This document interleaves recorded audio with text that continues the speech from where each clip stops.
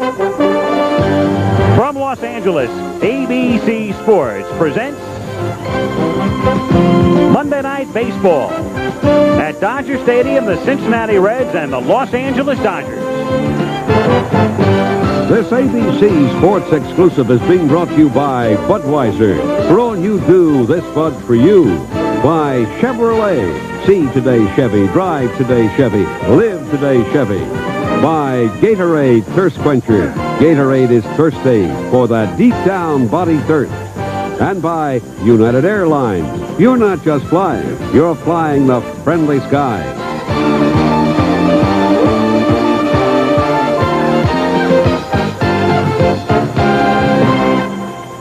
Hi again, everyone. I'm Al Michaels. Welcome to Los Angeles. It's 100 degrees at 5 o'clock in the late afternoon, and the Reds and Pete Rose are about as hot as the weather. This very proud franchise had reached the depths in 1982. The Reds that year lost more than 100 games for the first time ever, finished last. In 1983, they finished last, and the fans stopped coming to Riverfront Stadium.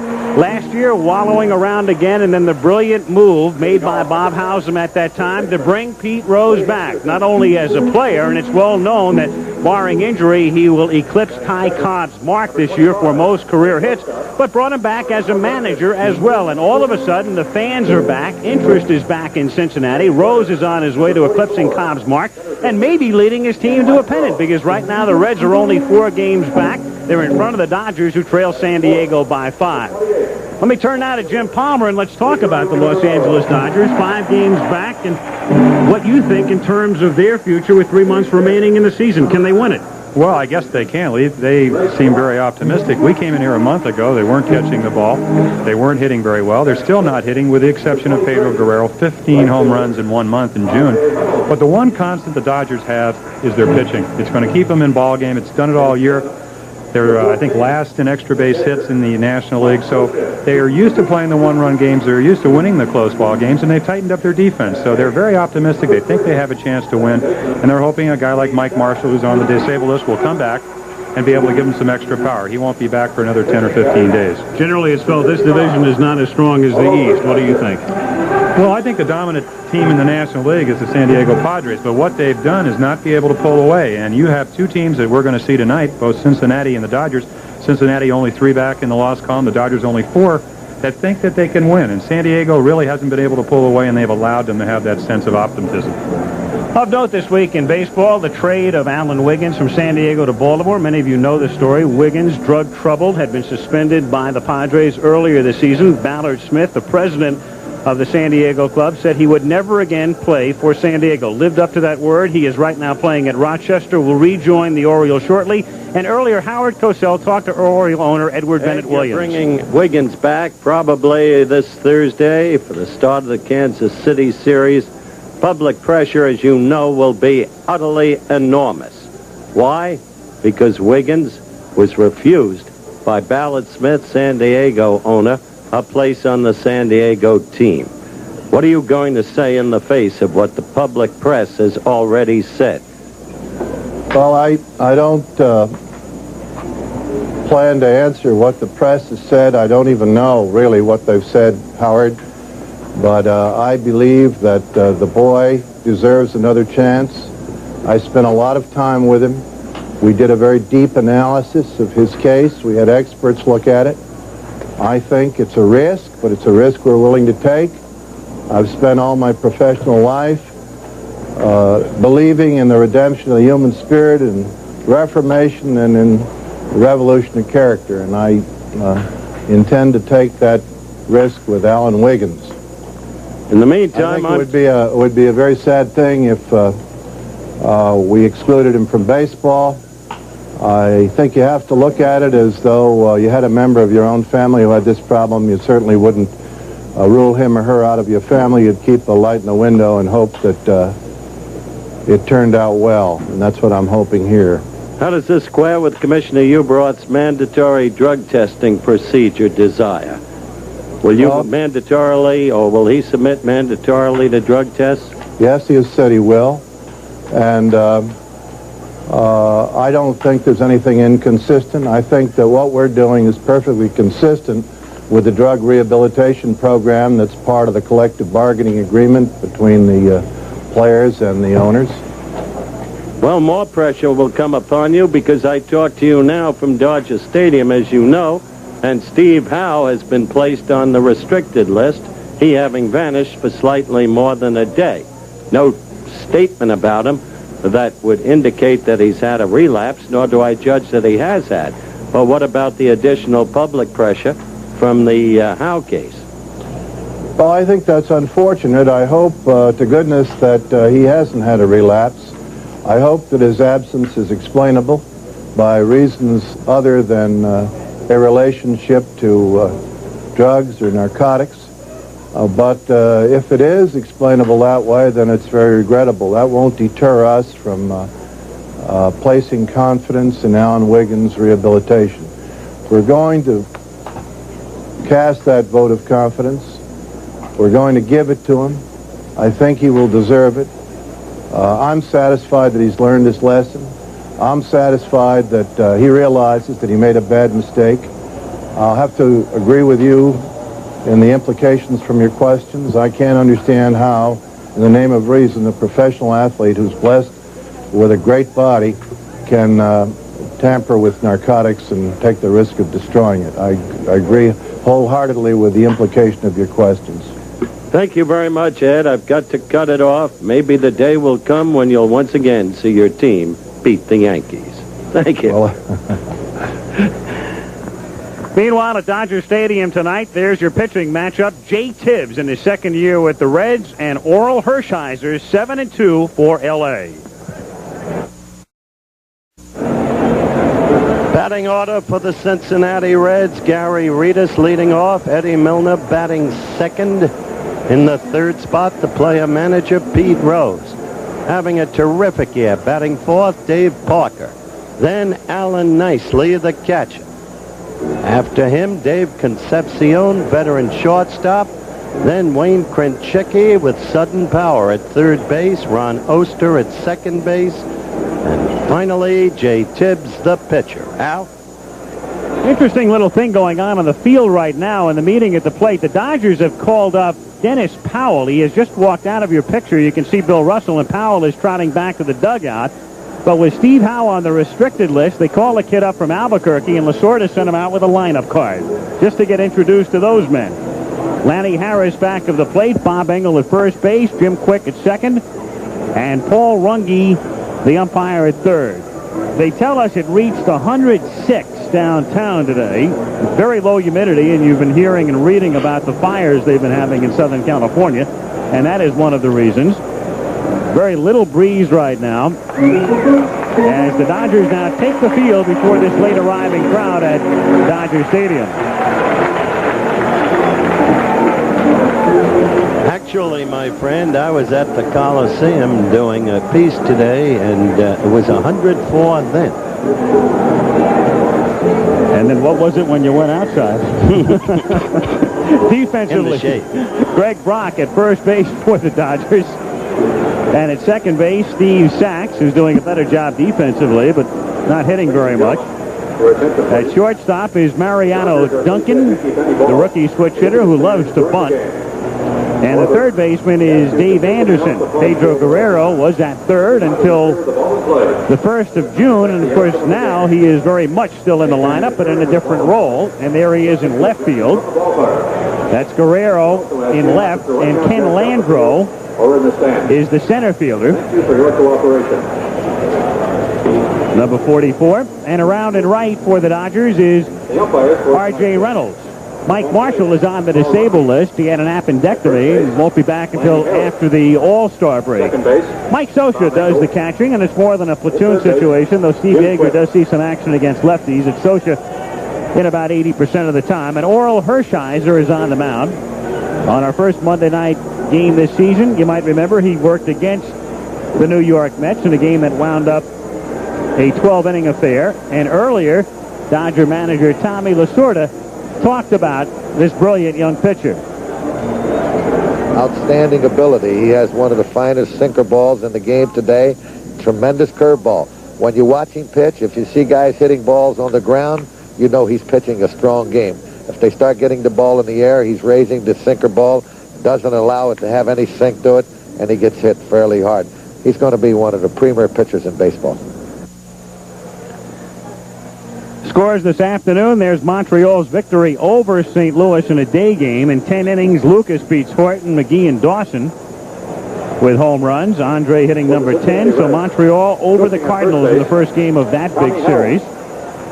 Atlanta defeated San Francisco. The Giants have now dropped 11 of 12 with Zane Smith beating Krukow. And Suter, who gave up Guerrero's homer yesterday, getting the save. The Yankees knocked off Toronto back at Joe Cowley. Righetti saving it. Mattingly a home run. 4-1 over the Jays. So here we go at Dodger Stadium now in the late afternoon with Gary Redus to lead off for the Reds. Redus, Milner, and Rose. Redus, in his third season with the club, has tremendous speed. Pete Rose thinks outside of Vince Coleman, he could develop into the premier base fielder in the National League, and he rips it down the line and left just foul, 0-1. There's a perfect example of what Tommy Lasorda said. Started him out with a sinker that didn't sink. Redus, an excellent fastball hitter. The type of guy, and it seems like about 6 weeks ago, Pete Rose said, let's copy the Cardinals. They have two guys, Vince Coleman and Willie McGee, getting on for Tommy Herr and Jack Clark.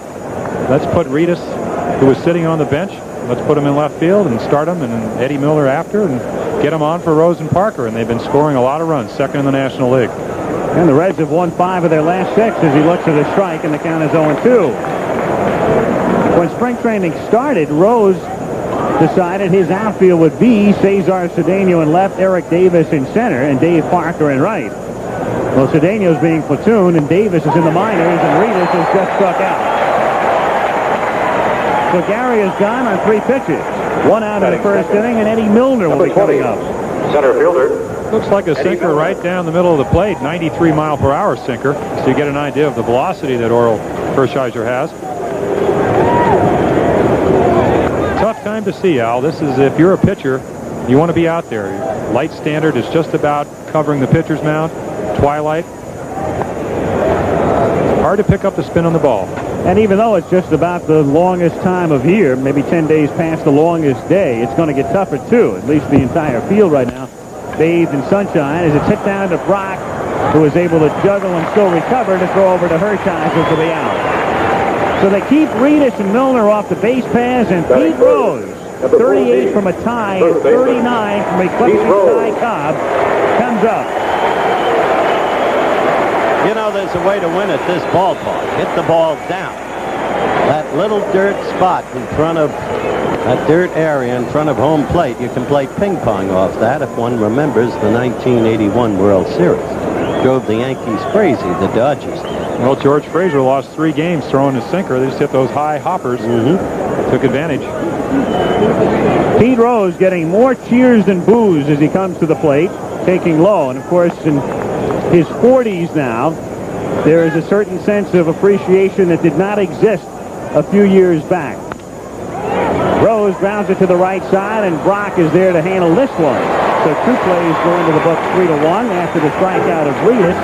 And after a half, it's the Reds nothing. And the Dodgers coming up. We've already mentioned that Steve Howe has been placed on the restricted list, vanished for more than a day. Earlier, I talked to Tom Lasorda about it. What action has been taken, and how long will it last? Well, as of now, he has been put on the restricted list. How long he will remain on that list is something that I don't know, and the ball club will come out with a decision on whether he's to remain on the restricted list or what's going to happen to Steve. Is any inference to be drawn that he has returned to either drugs or alcohol?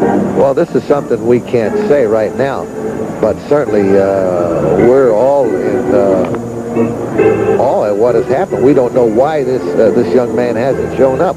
We don't know why he hasn't come to the ballpark. For what reason? No one knows. We up till the other day, Howard, he's been doing great. I spent a lot of time with him on the road. We eat dinner. He's been doing great. Now we don't know what has happened. At third base, Joe Malfitano. And as we said earlier, the Dodgers have called up for the moment Dennis Powell to replace Howe in the bullpen. Anderson, Duncan, and Landreau with Guerrero, Brock, and Reynolds. Then Socha, Sachs, and Hershiser for the Dodgers. Against Jay Tibbs, 4-9, missing outside to Anderson. Kind of looks like a mismatch when you look at Jay Tibbs, 4-9 against Hershiser, 7-2. But Tibbs has a lot of ability. One of his problems is getting behind the hitters. And the illustration right there, starting off 2 balls, no strike. Has all the pitches, had a great rookie year, 6-2 last year, but has been struggling as of late. He also missed his last turn. He was supposed to pitch last week against the Giants. He was running in Riverfront Stadium the other day, sprained his ankle. So he's on the mound for the first time in 10 days. In there for a strike, and the count is 3-1. Anderson hitting in the leadoff spot. They have dropped sacks. They flip-flopped the 2, and Anderson draws the walk. Well, you don't want to walk a guy to lead off the game who's hitting 195, but Tibbs did. Number 25. What Pete told me, Jim, was that Mariano Duncan. Tibbs' greatest talent is that his velocity fools the hitter. That it comes in much more swiftly than the hitter views it as coming in. Well, he's very deceptive, and as Pete also said, he's one of these gifted young pitchers that come to the major leagues, being able to change speeds, has the good arm, which you indicated, with a fastball right around 90 miles per hour, but when he gets behind, he can change speeds, throw his curveball, his slider, and his changeup. Right now, you just see him high and out of control. Duncan squaring the bunt that time, looking for the sacrifice. Duncan loves to bunt. As a matter of fact, he's bunted a couple of doubles over infielders' heads this season, and Lasorda says that Duncan has promised him a triple before the year is done. Well, a natural right-handed hitter, and what he's doing, Al, is taking advantage of his abilities. He works it on batting practice. The last 3 or 4 pitches, he will just take kind of like a swinging bunt, try to hit it over the third baseman's head. And Krenchicki's playing in. The pitch is very high, and the count 2 balls and no strikes. So Tibbs, after walking the first man, has fallen behind, and of course he has Landreau on deck, and after Landreau comes Mr. June, Pedro Guerrero. 15 home runs in the month. Duncan taking, and the pitch is up high for ball 3. It's courting disaster to fall behind Hershiser because the man has been an incredible young pitcher. Were it not for the fact that Dwight Gooden has become the pitching prodigy that he quite apparently is, Hershiser might have been getting the very raves that have been placed on Dwight Gooden. Well, if you talk to the hitters, he's getting raves every time they mention his name, because we talked about the great sinker and the slider. Jay Tibbs, and you talked about that 10 days of inactivity, Al. One of the most difficult things is to take 10 days off and not be too strong, not have much of a command of the strike zone. And there we see. His control has hurt him this season as he loses them on 4, and that's 8 of 9 that have missed the strike zone as the Dodgers get runners to first and second with nobody out, and Ken Landreau is the batter. 44. Center fielder. And Landreau got off to a terrible start this season. He's picked the average up, and he's in the lineup in center field against right-handed pitching. Again, the Dodgers are minus Mike Marshall in right field as they rework the outfield in his absence, and it's in for a strike. But note Landreau, Alfalfa, has only 17 runs batted in on the season. He's not been hitting at all when it matters. And that has been the Dodger tale this season. They have not been getting the timely hits, not getting the hits with 2 outs. Landreau, it's a fly ball to shallow center field, and it's Milner coasting in to make the catch. So runners at first and second as Landreau will advance the runners. And here comes Guerrero. 15 homers in the month of June. Remember when Duke Snyder hit 15 in the month of August in 1956, Jim? You were around. I was, but I was only 10 and rooting for the Yankees. Well, the calendar may have turned a page, but right now Guerrero stands in thinking it is June 31st. With runners at first and second and 1 away. And the pickoff play as Tibbs throws back, and in the dirt is still able to get him. Anderson was so fooled and so off balance that Tibbs was able to turn in an unorthodox way, bounce it down to second base, and still get him. What a different light that puts on this inning. Kind of an unusual play, because with Guerrero up 15 home runs, as both you and Al have talked about, where would you be going? Certainly don't want to run yourself out of an inning, and that's exactly what Dave Anderson did. All of a sudden now 2 down and Duncan at first base. Guerrero tied with Dave Kingman for the major league lead in homers, and a wild throw by Rose, and there's plenty of room in foul ground here as Duncan will go to third. And at Dodger Stadium, when you throw wild to first, chances are the runner will wind up at third base.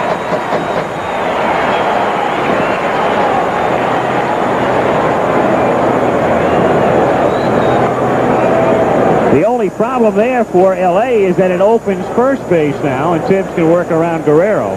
Well, I talked to Pedro about that. I said, it's obviously they haven't pitched around you that much. You hit 15 home runs, but Greg Brock, who bats next, said that they've walked Guerrero twice intentionally to get to him. He's come up with 2 hits. Again, you have to make a decision. So many have said he's begun to hit when Lasorda took him off third and put him in the outfield. So I started a needle Tom about that. Finish the score in a minute. And it gets by the catcher nicely, and Duncan comes in to score.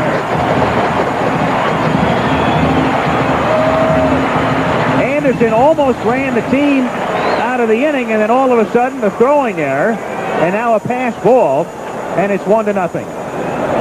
You talked about that deceptive fastball, threw it right by Nicely. Of course, Nicely has only been catching for about 4 or 5 years. Probably his best position would be third base or possibly first base. He played first very well. Type of guy that you have in the lineup, not for his glove, but for his bat. There we saw an home run illustration power of that. nicely. But 1-0 pitch to Guerrero is low for ball 2. 2-0 the count. finish what I was saying a minute ago, Al. I said to Lasorda, you had to have been managing wrongly. Still another ball. To have had Guerrero at third. He said, look at it another way. I had him at third 2 years ago, and he had more than 30 home runs, and nobody said boo. And they won a division title. And that's inside for ball 4. So Tibbs has walked 3 of the 4 men he has faced. Only man who's hit the ball is Landreau, who flied out. Dodgers lead 1-0. Greg Brock. And Greg Brock is the batter. So a walk, a throwing error, and a pass ball. 1-0 L.A. and Brock with 11 homers, but only 23 RBIs. The Dodgers have hit a lot of home runs this season, but about 80% of them with the bases empty.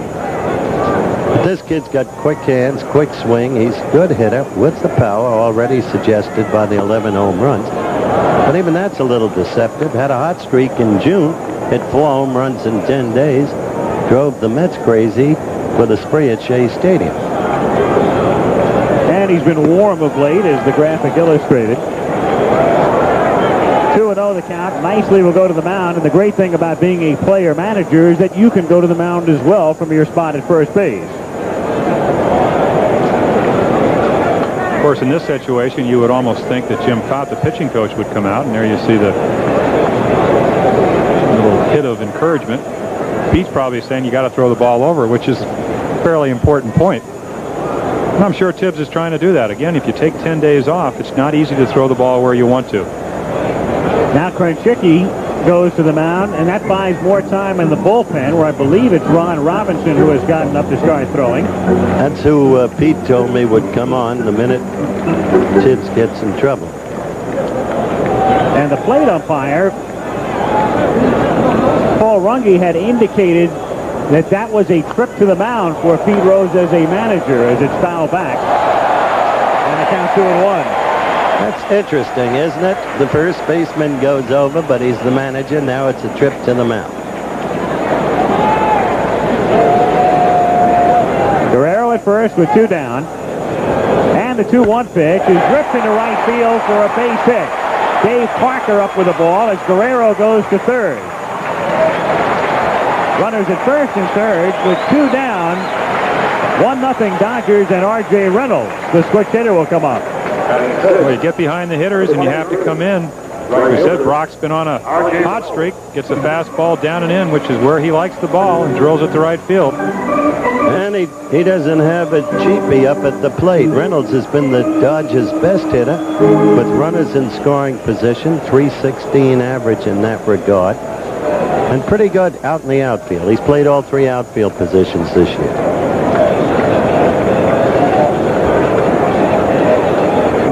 Pitch to Reynolds is taken for a strike. 0-1. Here it is, the 1st of July. These two teams play in the same division. They have met once this season. They would have met 3 times, but they were rained out twice in Cincinnati. Still, it's a crazy schedule when you think that the Reds have played the Giants 14 times with 4 to go, and they played the Dodgers once with 17 meetings remaining over the next 3 months between these two teams.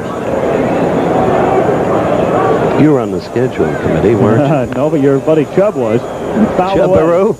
1-2. He mentioned the restricted list before and the fact that Steve Howe is on it. Technically, to get him off the restricted list, should that be the Dodgers' aim, permission must be gotten from the Commissioner of Baseball, Peter Ueberroth. One wonders about Peter's position in that regard in view of his mandatory drug testing procedure desire. Next line just foul outside third, so it's still 1 ball and 2 strikes. But again, I must emphasize, no inference to be drawn against the pitcher, Steve Howe. Not in this country, anyway. Well, that's not supposed to be the way it is. You'd think they would give him the benefit of the doubt.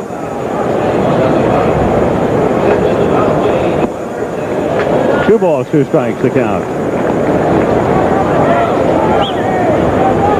Well, the problem now is with all of the attendant publicity, not just about Steve Howe or Wiggins, but generally speaking over the last 3 years, the inference is drawn even when it's not remotely connected. Base hit to right field. And Guerrero scores to make it 2-0. So Tibbs starts throwing strikes, but the Dodgers start whacking him to right. RBI 21 for RJ. The catcher. Another fastball right in the middle of the plate, belled high down the middle. Howard talked about Reynolds being able to hit in the clutch. You got a good pitch to hit, and he hit it. 2 down, 2-0 Dodgers, and it would really be a big inning as you see Robinson still warming, or Pastore, Frank Pastore right in the bullpen now. As it's up and away, ball 1, 1-0. Pete obviously decided it was too early for Robinson. You know, you're probably right, because we were talking to Pete before the game, and he says if I need a guy in the 2nd inning, it's going to be Robinson. But he didn't say anything about the 1st, so it's Pastore. 2-0 the count.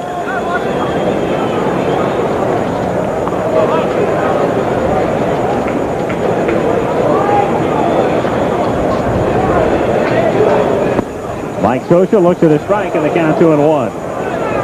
Brock. Tough ball and player. Reynolds. Scioscia, tough ball player. Well, another Dodger contact hitter. Doesn't hit a whole lot of home runs, 4 or 5 a year. But as Al and I learned when we did.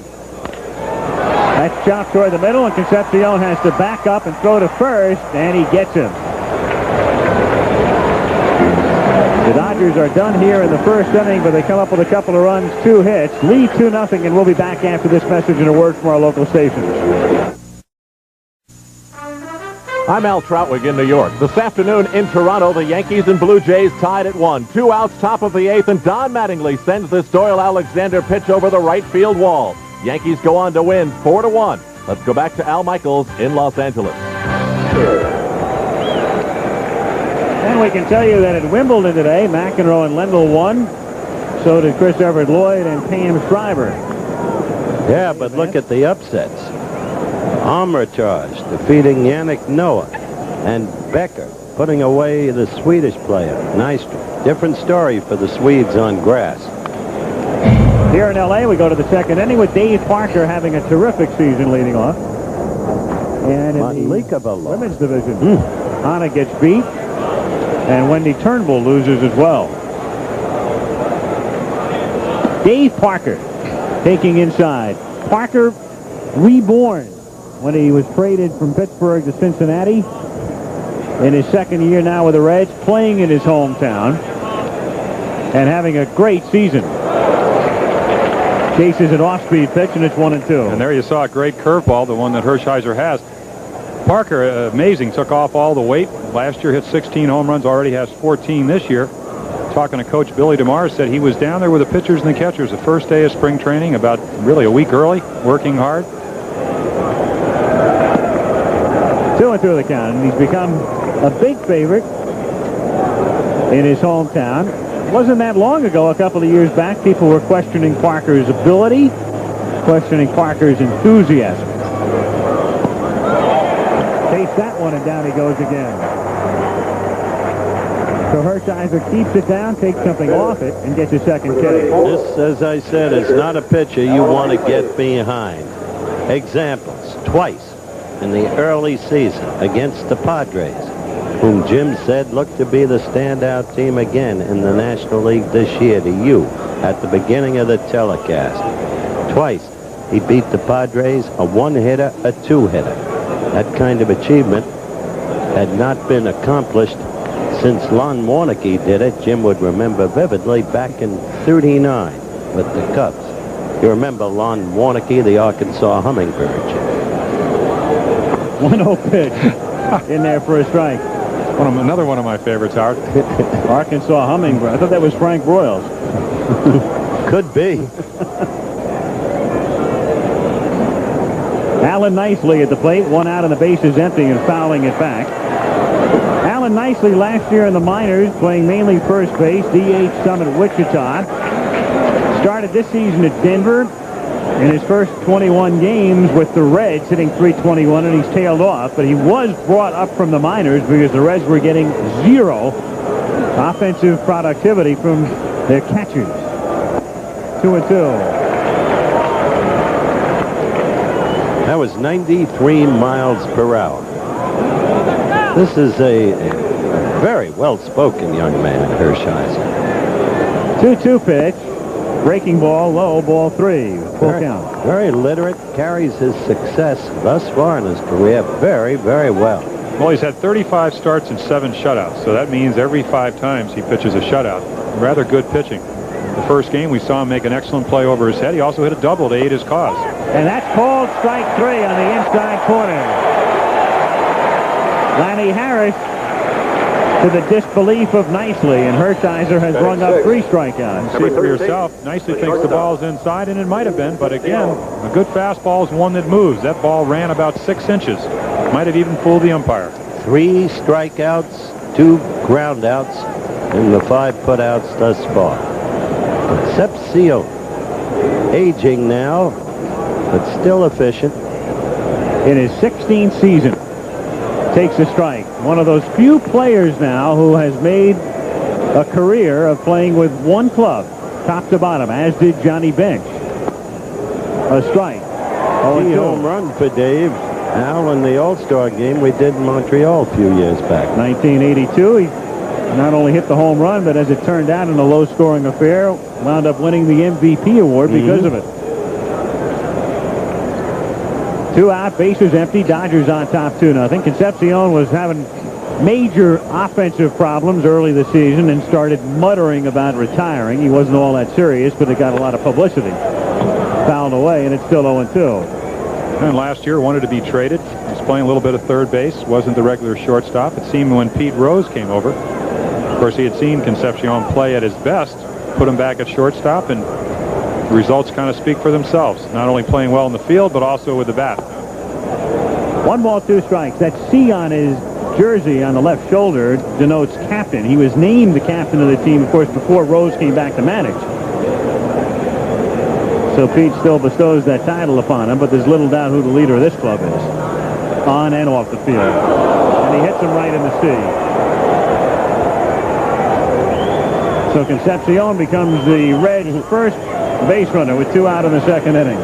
Dave looked at Hershiser once when he was hit, and another time walking down the line, but obviously no intentional hit there. Last thing in the world he won. Well, unless you're a batter, you have no idea how that hurts. Where you want to pitch, Concepcion is up and in, but not that far up and not that far in.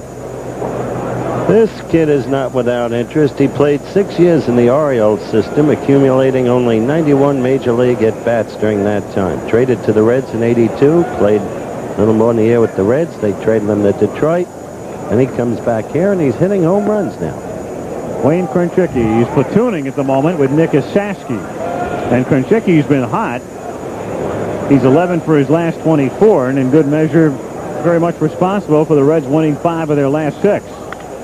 In the air to left center field, where Landreau and Guerrero come together, and it's Kenny making the catch to retire the side. At the end of 1.5, it's L.A. 2, Cincinnati nothing. Jay Tibbs, Reds pitcher, gave up 2 runs in the first inning. Must see if he can settle down. Rose characterized. And batting 8, number 3, second baseman, Steve Sachs. And it was a mechanic problem. And now he's back on being so he throws the ball a lot harder than you think. He's not a very big stature type guy, but he throws the ball real hard. He's got a good slider and he's got a good changeup. And hopefully he'll throw strikes tonight and pitch a real good ball game, because I think he surprises the out hitter with the velocity he does have on the ball. And he's a very confident kid. He's a good kid. He knows what his capabilities are, and we just try to get him to stay within himself. He had a lot of trouble throwing strikes in the first inning, walking 3, giving up 2 runs, and here the count, 1 ball and 1 strike on Steve Sachs. Tibbs in the first inning threw 29 pitches, 18 of them for balls. Steve Sachs struggling long, 229. They dropped him from 1 to 8 as the Dodgers continue to get very little productivity from the infield. 2-1. Well, if Steve could throw the ball instead of hit it, he's made it clear nobody can catch whatever he throws. 2-1 pitch is high. Well, at least he's remedied that problem, which plagued him a couple of years back. His fielding much improved. But all of a sudden, Sachs, who was in the lineup in the past for his bat, is now in for his glove more than anything else. 3-2 the count. What the Dodgers really need, though, is another infielder, and they've been looking. Probably to play third. 3-2 pitch is popped up, and it's Rose with Oster, and the second baseman makes the catch. Perfect example right there that Sachs swung at a ball out of the strike zone. If he takes that pitch, he goes down to first base. Well, that's what we got next week, Jimbo. Where you going to be? I want to be in Cincinnati. Where you going to be? I'm going to be in Cincinnati. Where are you going to be? I'm going to be in Cincinnati. All right. And the other game is Milwaukee against California. And that Angel game, for those of you in Southern California with tickets, will start 15 minutes earlier than is printed on the stub. Cincinnati has become not only a hotly contending team, but one of the most interesting teams and cities in baseball. They've got a lady owner named Maud Schott, who is at once effusive, tough-minded, absolutely dedicated. She is terrific. 1-1 pitch is taken low, ball 2, 2-1. She does a commercial on television in Cincinnati that is really funny. She has this big St. Bernard dog that she loves named Shotzi. And she does the commercial with Pete Rose. And Pete, as we look at another called strike, ends the commercial, Alfalfa, by leaning over, patting Shotzi, and saying, "Can Shotzi hit?" 2-2 pitch to Hershiser is fouled away. Well, she took over the majority ownership of the team last year. Bob Howsam was still the president up until, I think, in fact, today was the first official day of Bob's retirement, even though he was honored at Cincinnati in a recent ceremony. But Bill Burgish is the general manager as it's hit foul down the right field line. But there's little doubt that Maud Schott is relying in good measure on the man who plays first base for her ball club. There is no question. She has a very deep-seated affection for Pete Rose, for his personality, for his drive, for everything that has made him one of baseball's all-time respected figures. Tibbs asking the plate umpire Harris where it was as he goes 3-2 now on Hershiser. So with 1 out and the bases empty, the 3-2 pitch to his opposite number is lifted in the air to shallow center field. And Milner takes care of it for out number 2. And to the top of the order, and Dave Anderson. Don't underrate either, Al. Bill Burgish as a baseball man. He's been around a lot of years. Dave Anderson. Like Bob Howsam, a disciple of the late Branch Rickey. And when Maude Schott went to George Steinbrenner to ask about Burgish, A, his availability, B, his knowledgeability, George said there is no question that this man knows the business inside out, particularly great at player evaluation, but make sure that he's tough enough. Anderson, the batter, taking low on the count, 1 ball and no strikes. 2 out, bases empty. Dodgers on top 2-0 in the bottom of the 2nd inning. Anderson drills it to deep left field, sending Reedus to the track and gone. Homer number 3 for the Dodger third baseman.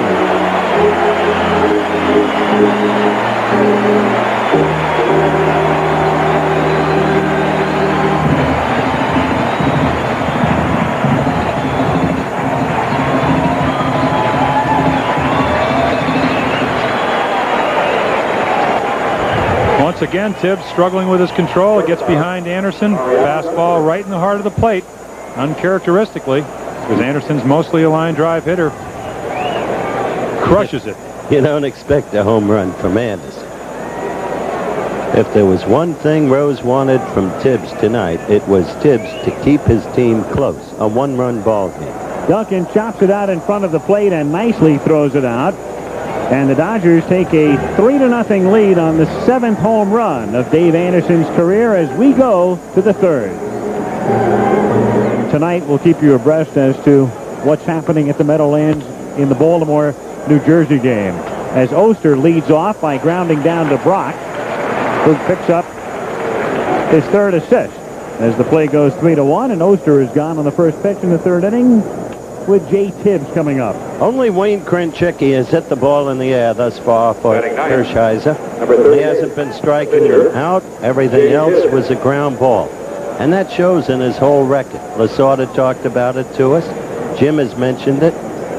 But Hershiser has a ratio of 2.7 ground outs to 1 flyout, which is terrific in Major League Baseball. Well, that's why when he's pitched over 100 innings now, only 3 home runs, so you get an idea that they're not hitting the ball in the air. Not too many inside the park home runs on grounders. 1-0 pitch is a little chopper to the left side. Hershiser fields and throws him out, so another ground out as Hershiser, a good fielding pitcher, takes care of that one. If Hershiser doesn't get the ground outs, he's not going to beat you, because the other night in San Diego he got it up. And when you say a sinkable pitcher gets it up, it's just a little bit up. That's all it takes. That's the very ratio I just mentioned. And he gave up 6 runs in 6 innings the other night against the Padres, whom he had 1 hit and 2 hits. Also, the thing that makes him really tough to hit, you talk about a sinker ball pitcher like Tommy John. Tommy John, even though he was an excellent pitcher, never had the velocity that Hershiser had. We're talking about a guy that's throwing 93 miles per hour. And you're up at home plate, you don't have a whole lot of time to make a decision whether that ball is a strike or a ball. And a lot of times you end up swinging at balls. Makes it even easier to get the ground ball. Now the fleet Reedus, who has Anderson playing even with a bag at 3rd, hits it in the air to left field. Guerrero goes back and has a play on the track to retire the side. 3 hitless innings for Hershiser, and after 2.5, it's still 3-0 Dodgers. The great Guerrero on deck. The figures reflect the June he had. Here is Tom Lasorda talking about that month. Howard, he has been unbelievable, is right. Awesome is the word I use. I haven't seen anybody put on a demonstration of hitting like that in all the years I've been in the major leagues. And he's just put his name in the record books with some pretty good people like Babe Ruth and Duke Snyder and those kind of guys. I tell you, he's really carried this ball club. It's something that we needed so very, very much. And, buddy, I'll tell you one thing. He is tough to get out right now.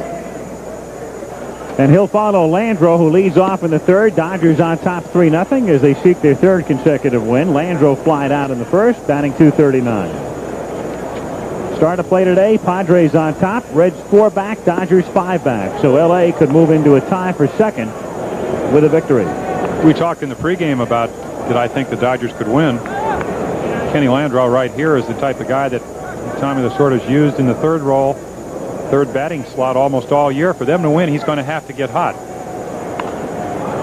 Popped up, and Concepcion is there to make the play. Not only get hot, Jim, the funny thing about Landreau, he could be out of the lineup. When Marshall comes back, definitely Marshall in right, Guerrero in either center or left, And the other spot, you've got Landreau, you've got Al Oliver, whom he wants to get in. You've got R.J. Reynolds as well.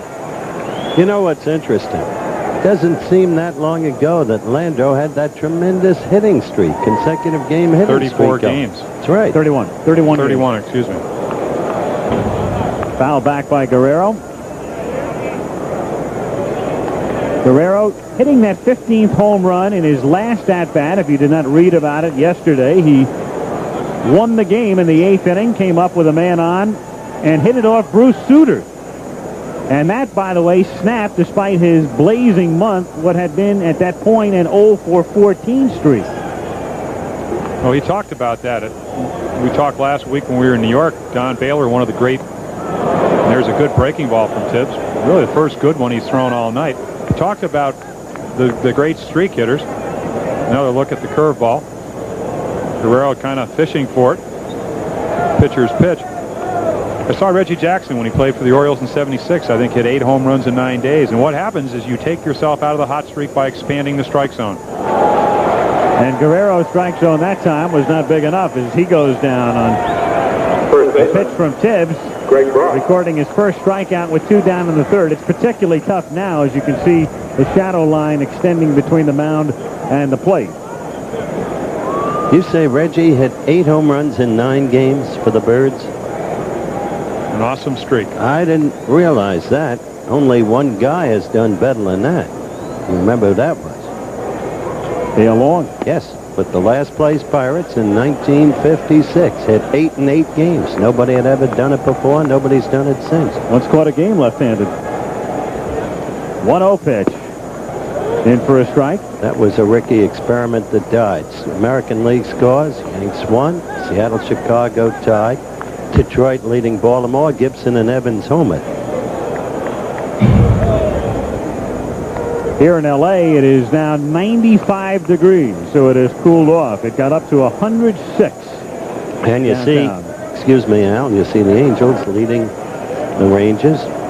Boston, Milwaukee, early stages, as are the other 2 games. 1 ball, 2 strikes to count on Greg Brock. And that's fouled over toward the Cincy dugout. So still 1-2 on the Dodger first baseman, the man who had to fill Garvey's shoes a couple of years back after a sensational minor league career. He has just not gotten there yet. He can get hot. He can help you. He can help carry you for a few days, but the consistency has been lacking to this point in his career. Hit down to Oster, and Tibbs appears to have settled down now as he's retired 7 of the first of the last 8. And we go to the 4th with L.A. ahead 3-0. I'm Al Trautwig in New York. At Memorial Stadium, the awesome power of Kirk Gibson once again on display. His 17th in the 3rd to give the Tigers a 4-0 lead. Larry Herndon has another to make it 5-0 in the 4th. Back to Al Michaels in Los Angeles.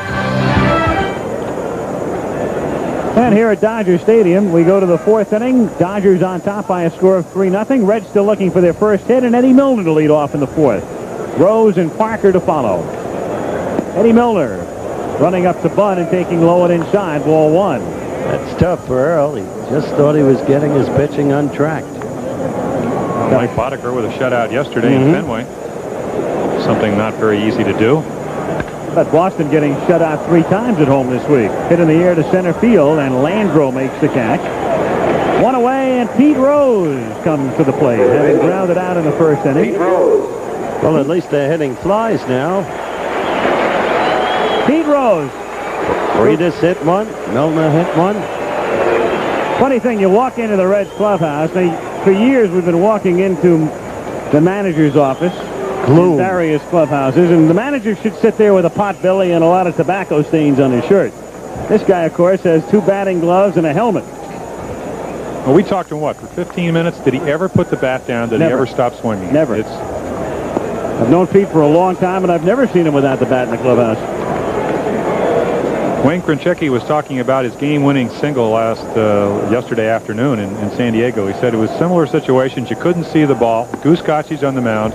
He steps up, 2 strikes, single to left field to win the ball game. Utterly amazing. Talking about leading by example.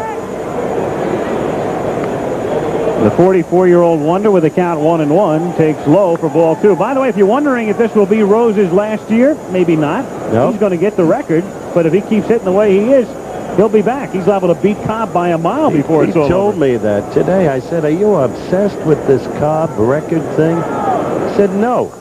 Going into the year, well, we may get that in. Our producer, Chuck Howard, may find time to get that in, so I'll hold the rest of the story on the premise that he can. 2-1 pitch is hit to left field, and another base hit for Pete Rose, and now 38 to break the record. And the crowd roars its approval. At one point, the fans here were as hard on Pete as they were anywhere in the National League. He's turned them around. Well, he's become a contact hitter. That's a pretty good pitch. Just goes right with it. See it fall safely for a base hit. And as is customary, they have thrown the ball out of the game. It is now in the Reds' dugout, and they'll keep each and every one until he passes Cobb. Lasorda really laid it on Rose as the two were bantering before the game. There's Dave Parker having the great season we've already discussed. He said, you know, Pete, I'm the one who said you were going to be in this pennant race this year. Everyone laughed. And Pete said, we're going to win it. Parker swings, and it's a grounder to the right side, fielded by Brox, who goes to Duncan, and not in time to Hershiser. Said we're going to win it. Tom says, no, we're going to win it. You wouldn't do that to me. You'll finish second. You'll be manager of the year, and I'll win everything. I've already been manager of the year. I've got your interests at heart, Pete.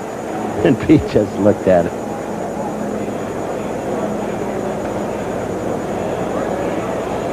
The second out on a force, and Nicely is the batter with Parker at first base. The one thing that is getting lost in the shuffle this year is how good a manager Rose is, because everyone around the country is consumed, if you follow this sport, with his pursuit of Cobb, as Nicely grounds it to the left side, and Anderson goes the short way for the force. And Hershiser quickly disposes of the Reds in the fourth inning. But Rose gets their first hit. It's still 3-0 L.A. This ABC Sports Exclusive is being brought to you by Bud Light. The best has a taste all its own. Satisfying but never filling.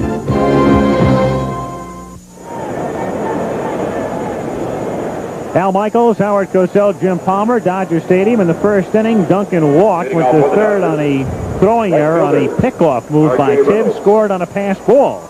And then Reynolds drove in the inning's second run with a single to make it 2-0.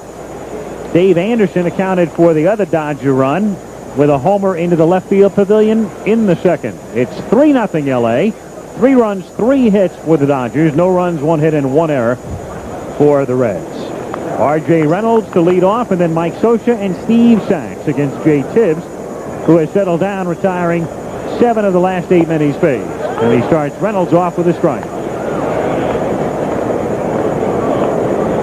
Jay Tibbs out of Birmingham, Alabama. 23 years old. Another strike. 0-2. Well, we're looking at a different pitcher. Earlier saw the graphic about how he scored the runs. He got behind everybody. He got behind Dave Anderson when he homered. Now he's doing what he's supposed to do, which is to get ahead of the hitters and then establish his breaking ball. And the 0-2 pitch. Reynolds swinging late, loops it down the line, and that is just foul. Paul Runge there to call it, and it's still 0-2. This telecast presented by authority of Major League Baseball may not be reproduced or retransmitted in any form without the express written consent of Major League Baseball. That Reedus is quick, Jim. He gave that ball a good go. Well, one of the best base stealers in baseball. Not known for his defense, but he can go get the ball. Doesn't have an outstanding arm. Interesting thing, I was talking to Jim Cott about the young pitching staff he has here in Cincinnati. There was a perfect example. He said they don't throw the fastball enough when they get ahead of the hitters. Tibbs got 2 strikes on Reynolds and went with a curveball. Said he can see it happening to Dave Parker. They throw him 2 high fastballs. He barely nicks them. They come back with a breaking ball base hit. Best pitch in baseball is the good fastball, and he's trying to instill this in the young pitchers like Jay Tibbs. 1-2 pitch. He took something off it, and what a play by Rose. And listen to the crowd. The crowd loves it.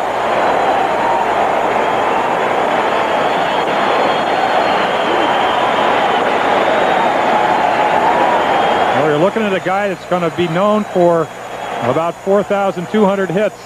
That's about as fine a play as you can make. Are those the reflexes of a guy that's been in the big leagues 23 years? Absolutely amazing. Just another little stint in a day's work. Scioscia. Mike at the plate, 1 out, base is empty. Crowd is responding to the replay of Rose's play. Forget Cooperstown. He belongs at the Smithsonian. Good line.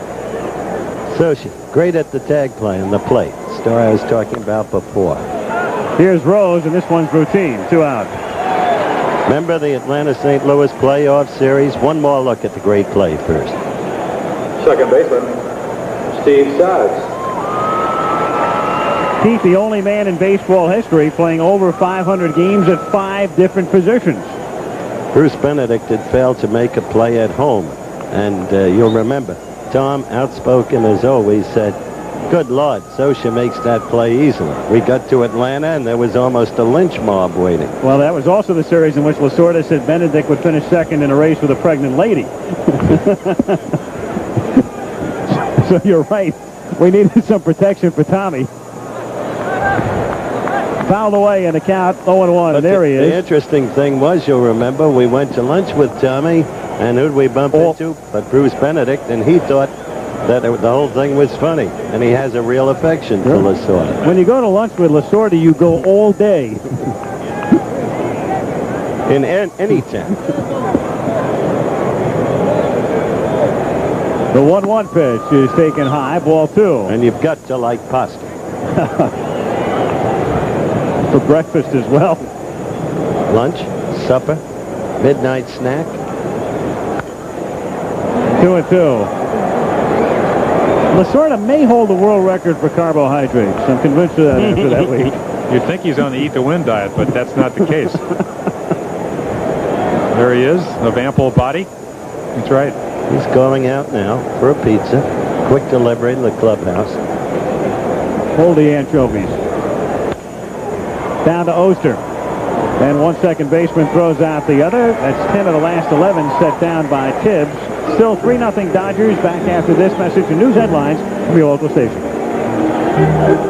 Mr. Hustle deserves every rave he gets. Asked him before the game if he was obsessed with the Cobb record. Here's his answer. Not at all. I think it's fun. I think it's fun because, see, when this season started, Howard, I needed 95 hits to surpass a legend. And I didn't really set out for 95 hits because I had, matter of fact, I set a record last year of 22 years in a row of 100 or more hits. I've never in my life read about a player having a good year with 95 hits. So it's not like the day after I get my 95th hit, I'm gonna retire. See, I play this game for 2 reasons. 1, I still have fun, and 2, I still can play. And I don't know how long that's going to go on. When you get my age, you take them every game as it might be your last game. Hopefully, I'll do a good enough job this year where the team will want me back as a player next year. Hopefully, I'll do a good enough job as a manager this year where they want me back as a manager next year. But there again, if the press and the TV and radio people are going to make a big deal about Ty Cobb, I'll cooperate with them because it is a lot of hits. I mean, I'll talk about it if you want to talk about it, but it's not an obsession with me. Getting base hits is more important to me because that's my job, especially when I'm hitting third. And there again, I hope when I get the base hit that beats the record, it's a game winner. Pete Rose in pursuit of Cobb as Concepcion leads things off in the 5th with a count 2 balls and 1 strike. Well, Chuck Howard said he was going to get it in. He did. Pete's a fascinating guy, and talking about his obsession, what people consider to be his obsession with statistics. Grounded to short. Duncan backs up. Concepcion does not run like he used to and is thrown out easily. So 1 away, and Krenchicky's the batter. Thing about Rose, they went up to him earlier this season when he'd hit his first home run in a couple of years, and they said to him in the clubhouse, "Well, Pete, what do you remember about your last homer?" And Rose was getting sensitive to this obsession talk, and he says, "I don't remember it." And somebody said, "Well, it was in 1982. Pete said, "Yeah, it was on the 3-0 pitch." Told him who the pitcher was, what the weather was. Krenchicky, the batter.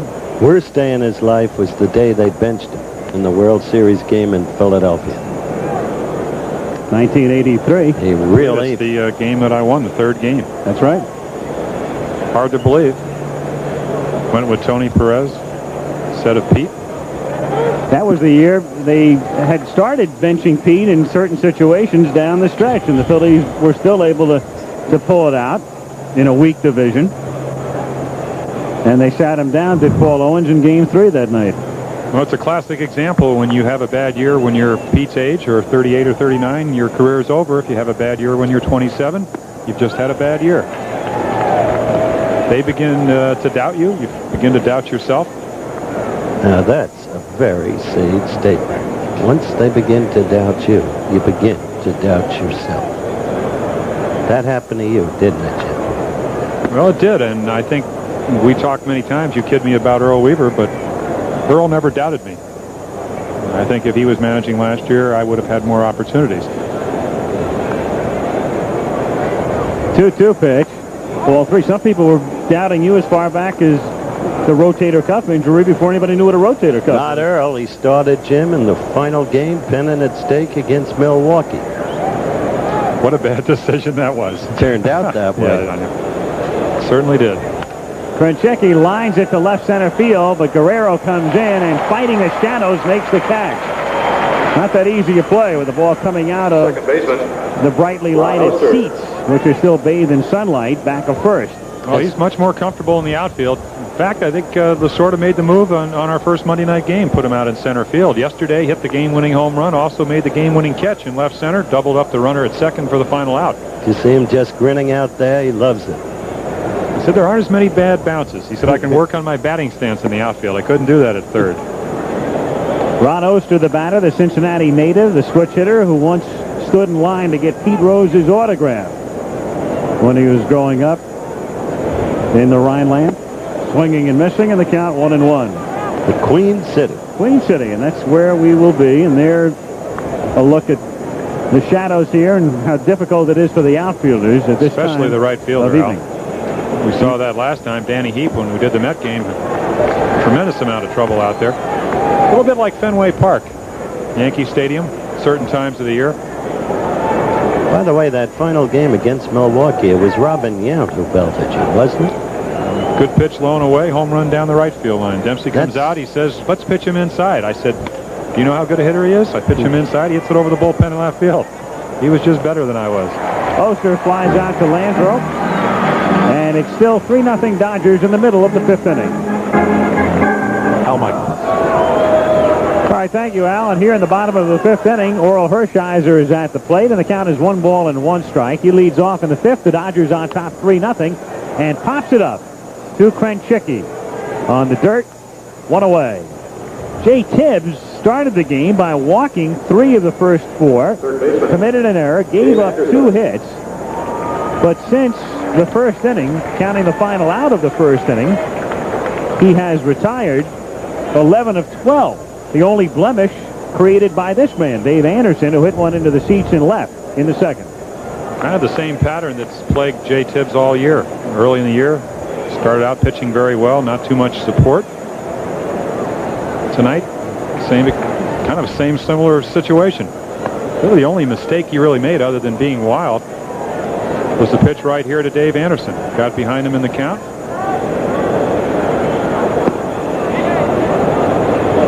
And that was in the second inning. Meanwhile, Anderson bluffing a bunt here in the count, 1-1 strike.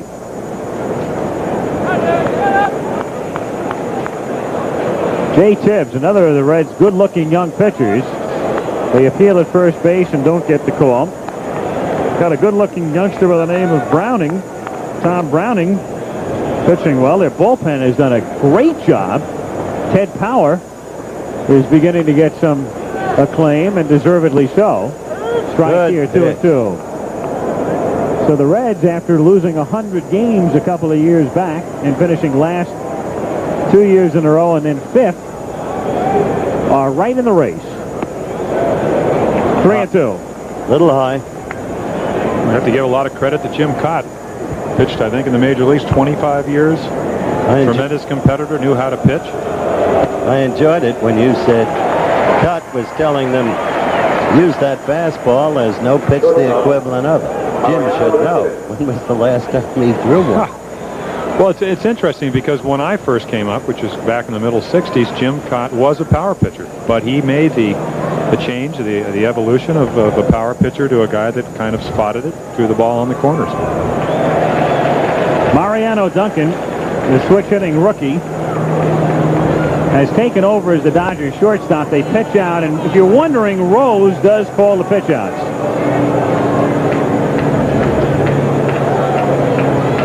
One and 0 the count. So even though Pete is not on the bench, he is still the man who pulls the trigger. Yeah, but to a lesser degree when he's playing than when he is actually not playing and on the bench. You know the role Sugar plays on this team. George Sugar is a longtime Reds coach, and Pete relies on George as an alter ego of sorts. As the runner goes, and it's lined into the right field corner, and Parker will chase it down and get a break because it's touched by a fan for a ground rule double. And they will send Anderson back to third, and Anderson, since he was going, would have scored in all likelihood, and that is why LaSorda is going to argue with the first base umpire, Bob Engel. The little round man goes. It's the umpire's discretion right here. Now, you be the judge. They're going to call it a double on second and third. Well, he made the wrong call because what the umpire has to make, and the decision he has to make, is if the ball was going to bounce into the stands or was going to go off the wall. And the replay clearly showed the fan reached over. Anderson would have scored easily.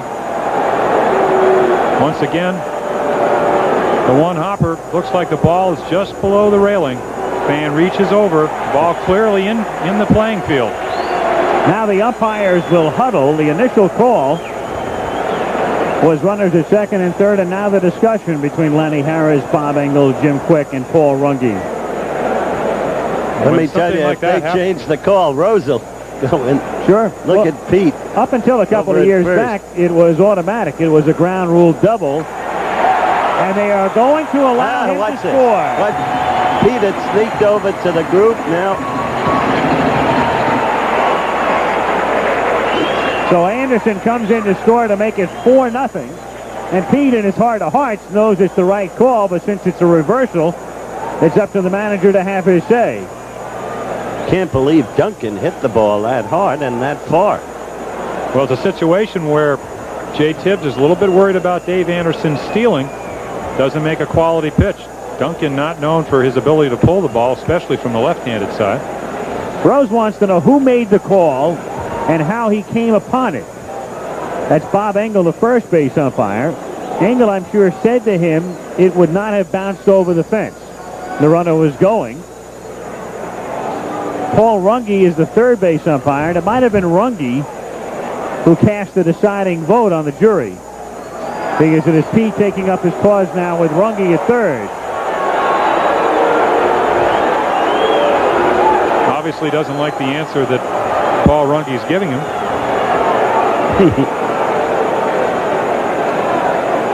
Now the second base umpire is brought into this as well, Jim Quick. Difficult situation for a manager like Rose. He knows that in many cases a manager can be thrown out, and it might even help his ball club, but in this case, as important as Rose is to the offense, he can't really argue as vigorously. Not only could he be thrown out in a situation like this, think about a retaliation from a pitcher in a brushback sort of situation where the manager goes as well as the pitcher himself. Rose could take himself out of a ball game in that circumstance. Not that that applies right here. Just as a point of information. Please note that Dave Parker came in to argue the case, too. Yes, it's a different Dave Parker here in Cincinnati. One more look. Center fielder, Ken Landreau. Clearly the ball would not have gone over the fence. That's easily established right there. And with Anderson going, little doubt he would have scored. Pete just didn't like the reasoning behind it. In any event, it's 4-0, runner at second, one out, and Landreau, the batter, takes up high, ball one, 1-0. Kenny has popped out and flied out, hitting .238. Dodgers and Reds, first of a two-game series, and as we said earlier, only the second meeting this season. Second of 18 on the 1st of July. 2-0. Interesting situation here. When Pete was talking about what he had to do as a manager when he was out on the field, he said a lot of times what George Sugar would do is give him his options. Here, with Tibbs, the first hitter in the inning, would like to have him get out of the inning without wasting a pitcher. On the other hand, I think one of the reasons he so vigorously argued, he knows that 4 runs and Orel Hershiser out on the mound, ball game may be over. And also, he might have sneaked Tibbs by letting him hit had he gotten out of this inning in the 6th. But now you're down by 4, and you're compelled to bat for him. And so activity in the bullpen. Strike. 3-1. The only way to beat Hershiser when he's right, and he's clearly right tonight, is to stay within 1 run of him and maybe get him in the late innings. Otherwise, you're a dead duck.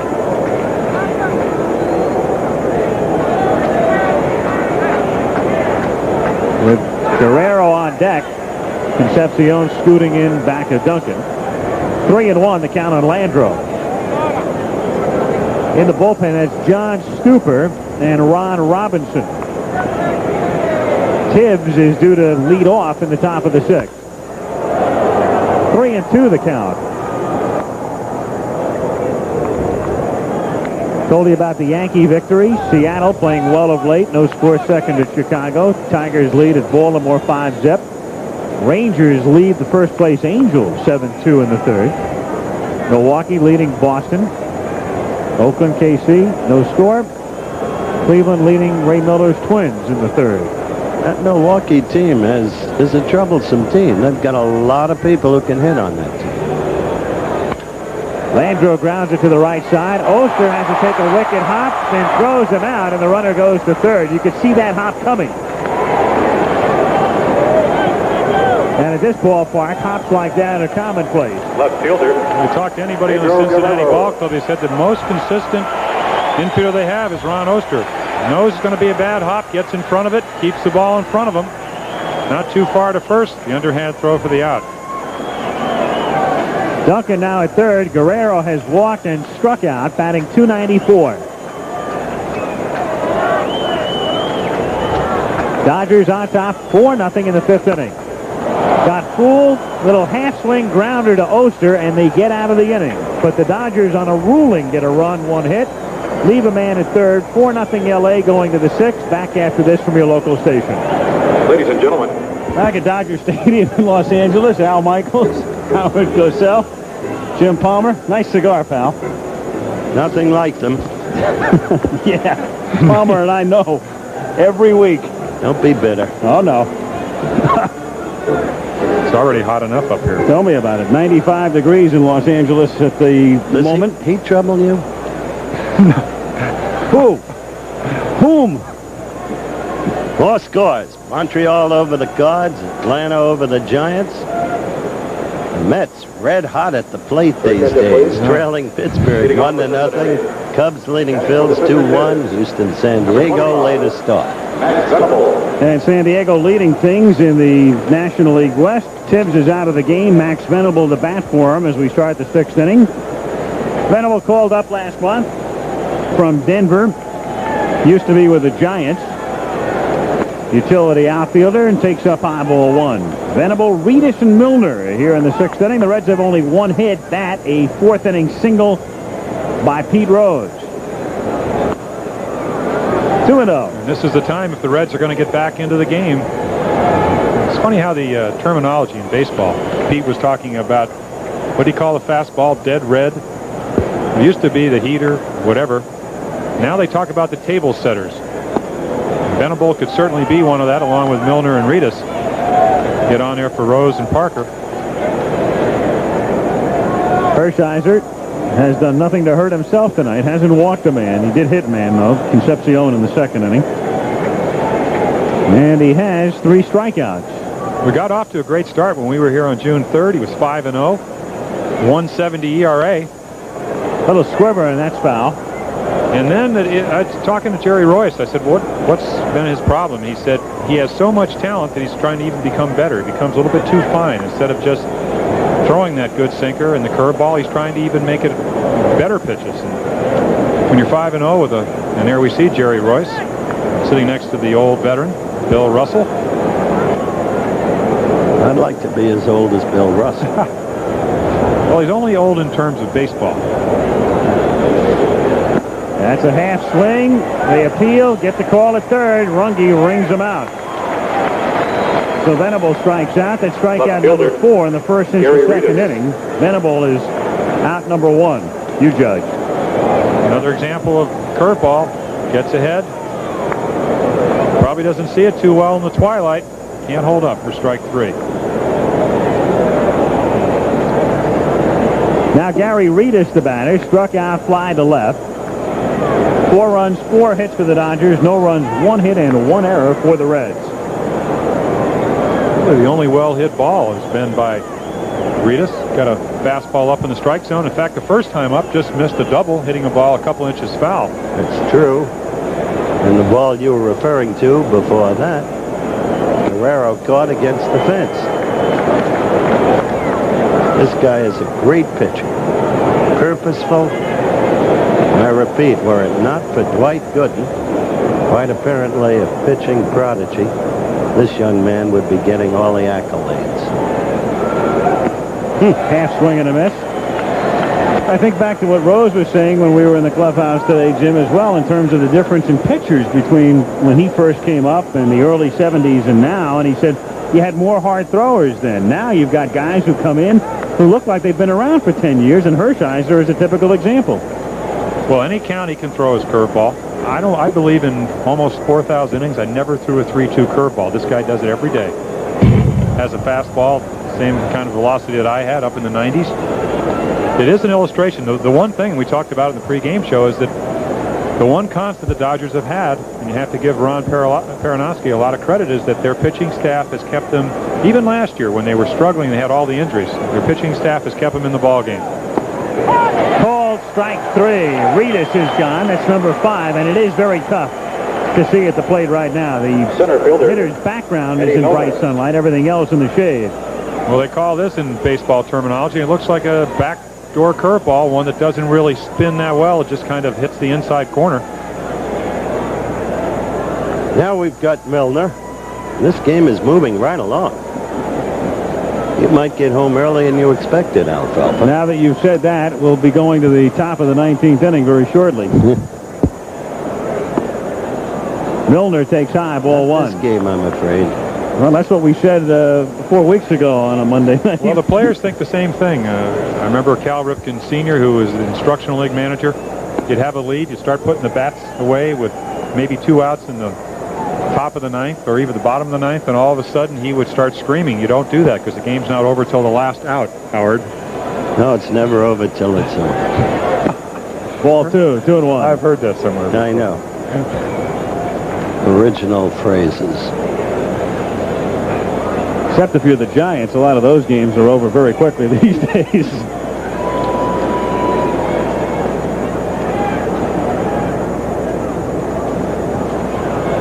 Two and 1 the count.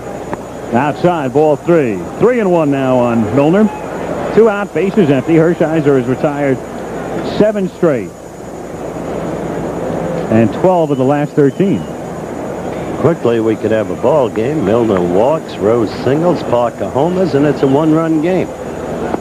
And we're ready for the 19-inning game. There's the walk. There's the walk. All you need is a base hit.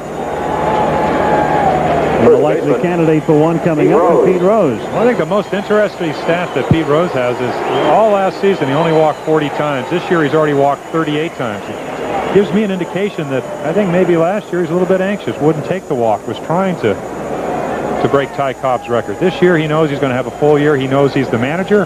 He can play when he wants to. And because of all those walks, crazily enough, in terms of on-base percentage, he's second in the league to Tommy Herr. You believe the year Herr is having? Well, they've wedged him into a pretty nice little lineup there, haven't they? And this was the only hit of the game for the Reds.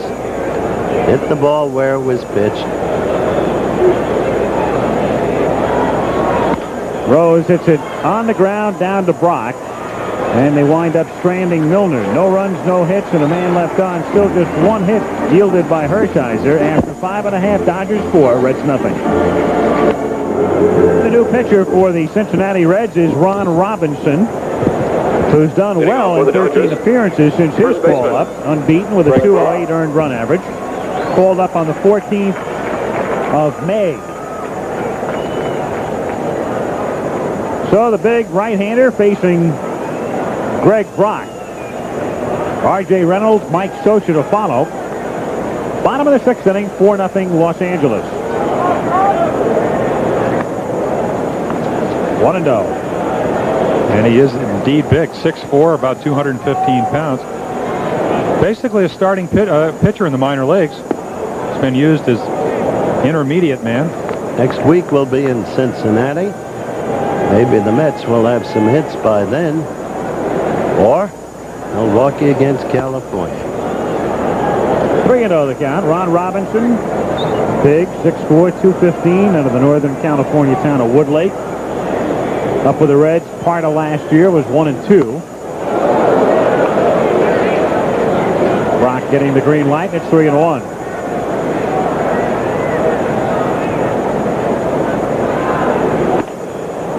And he's on. So Brock starts the bottom of the 6th with a walk.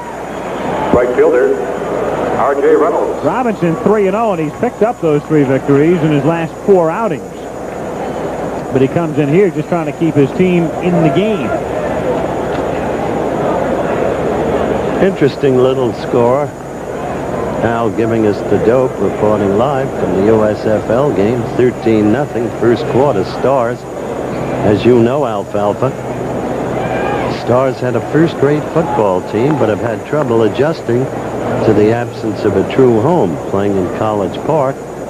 That team was put together, and it's found itself, when it counts most, by one of the smartest men in football, Carl Peterson, who was the front office man who put together the team that Dick Vermeil went into the Super Bowl back in '80. I think they're going to win the title. 1-1 the count. Been a lot of talk in Baltimore about them playing possibly in Memorial Stadium if they get that far in the playoff situation. As you said, they aren't really the Baltimore Stars. They're the College Park Stars, University of Maryland. That's right. Reynolds fouls it away, and the count 1 ball and 2 strikes. R.J. Reynolds, one of those who will have to fight it out for the 1 vacant outfield spot as soon as Mike Marshall comes off the disabled list. Well, he's hit for the high average, but has not hit a lot of home runs, and the Dodgers have been struggling. If you know you're a Dodger pitcher, you know you're usually not going to get too many runs. You're going to have to win the 1-run ball games, and a lot of times you make one mistake, it might mean the difference between winning and losing. That one gets by Rose into right field for a base hit. Brock is on his way to third, and the Dodgers start the 6th inning with runners at the corners. Second hit for R.J. Reynolds. Mota, M-O-T-A, Manny Mota, one of the great pinch hitters in the history of this game. Ball right under Rose's glove. Perfect example of a left-handed hitter taking advantage of that hole. Got a fastball inside half, just pulled it into right field, set up the 1st and 3rd situation. Now Scioscia the batter. A threat to hit into a double play. The infield is at that depth. The only problem for the Reds is that a double play scores a run. They don't have to worry about a double play because he just hits it foul. It looked like a fair ball. It seemed to kick up short, and I was about ready to call it fair. But the first base umpire, Bob Engel, is right there to say no, sir. And Lasorda knows there's no point to coming out on that. That's a judgment call. They already got their call in this neighborhood tonight. That's right. You'd think, though, after the last call, he'd come out and say, maybe why don't you check with somebody else? I can't tell from that. So the count is 0-1 on Scioscia, who seems to excel in situations with runners in scoring position, hitting .327 in like circumstances this year.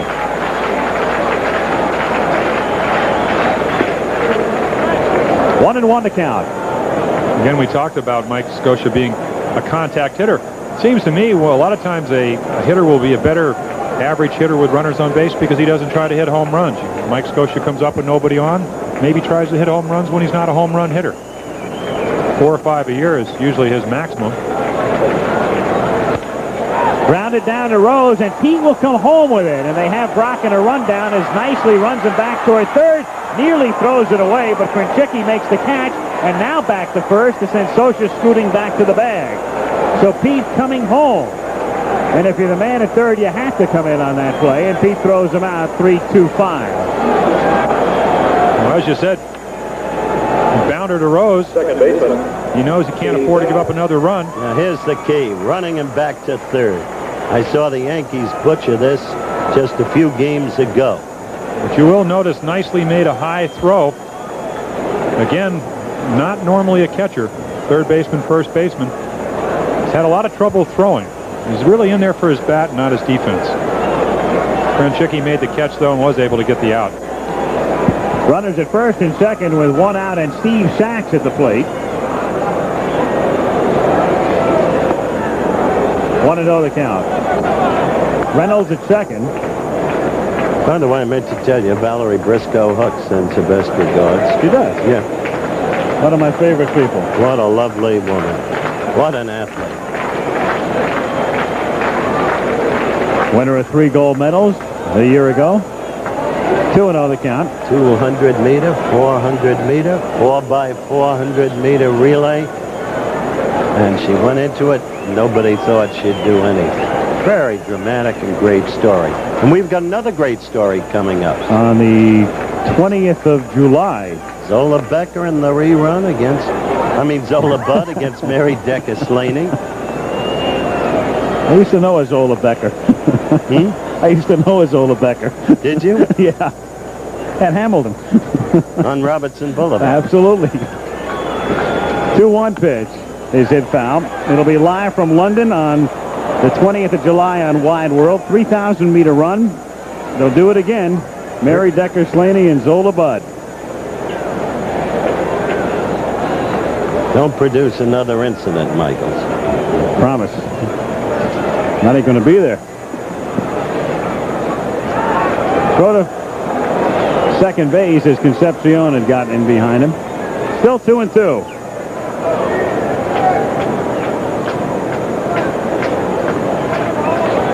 Steve Sachs hitting in the 8th spot.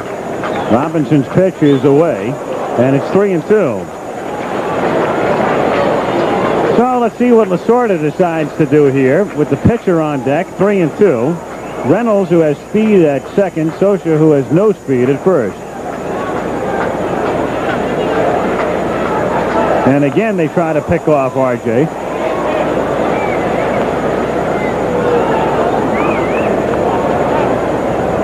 Not a bad move there with the count 3-2, because if the guy's going, sometimes they'll be leaning the other way. It's true. And also, you keep him a little bit closer to second in case there is a hit to the outfield. Gives your outfielder a chance to throw him out. They're going. It's hit down to second, and Oster, instead of maybe a double play, now has no play and a run scores. And because the runners were going, and because of momentary indecision on Oster's part, the Reds give up a run instead of maybe being out of the inning. Even with them going, they might have had 2. Well, we talked about Oster's consistency. Right here, he might have. And there you see Mike Scioscia out of his left eye. Might have taken his eye off the ball. Not only did they fail to turn 2, but Reynolds comes all the way from second to score. And now it's 5-0. Normally, if you're the second baseman and the runners go, you're not thinking double play at all on a ball like that, because if the runner first has any speed, he's there. You're only thinking the out, but it looked like Oster thought for a moment as you watch Reynolds round third, and he sees what develops, and he doesn't hesitate, and in he comes. But Oster, all of a sudden, it was almost as if you could read his mind saying, I still have a chance for the double play. Hershiser bluffs a bunt, then swings away. 0-1. Oster has really been magnificent defensively this season. It's only his 4th error. Well, it puts another nail in the coffin with Hershiser pitching for the Dodgers. Got to give Lasorda a lot of credit. He keeps this weak hitting bunch one way or another in the pennant race. And as I said, Rose transmits his hustle to his team. Lasorda transmits something to his team without question. Effusive. Does Rose expect the bunt? Well, he's only about 50 feet from the plate. There he is. And a pickoff play is on, and Socher goes back in standing up. No balls, 1 strike to count. If Hershiser's going to swing away, Pete's just daring him to. When you have the first baseman and the third baseman in as far as they are, and you're Orel Hershiser, you know that you have to make a perfect bunt. Socher can't run at second. And he's up there to swing away again and nearly gets hit with a pick. 1-1.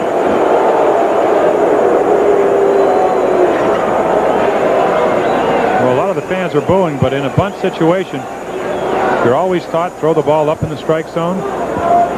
Tendency for the pitcher or whoever's bunting sometimes to pop the ball up. Good high and tight fastball is mostly the most effective pitch you can throw in that situation. And the 1-1 pitch. He swings away again after taking the bunt, and Milner will make the catch as the runners retreat to first and second.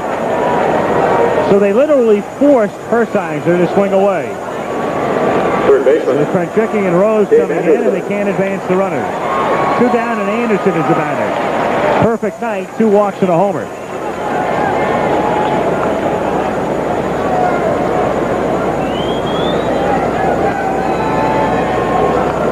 Rose, naturally, is very accustomed to looking right down the barrel of somebody's bat. If you go back to the '76 World Series when he was playing third, taking the bunt away from Mickey Rivers.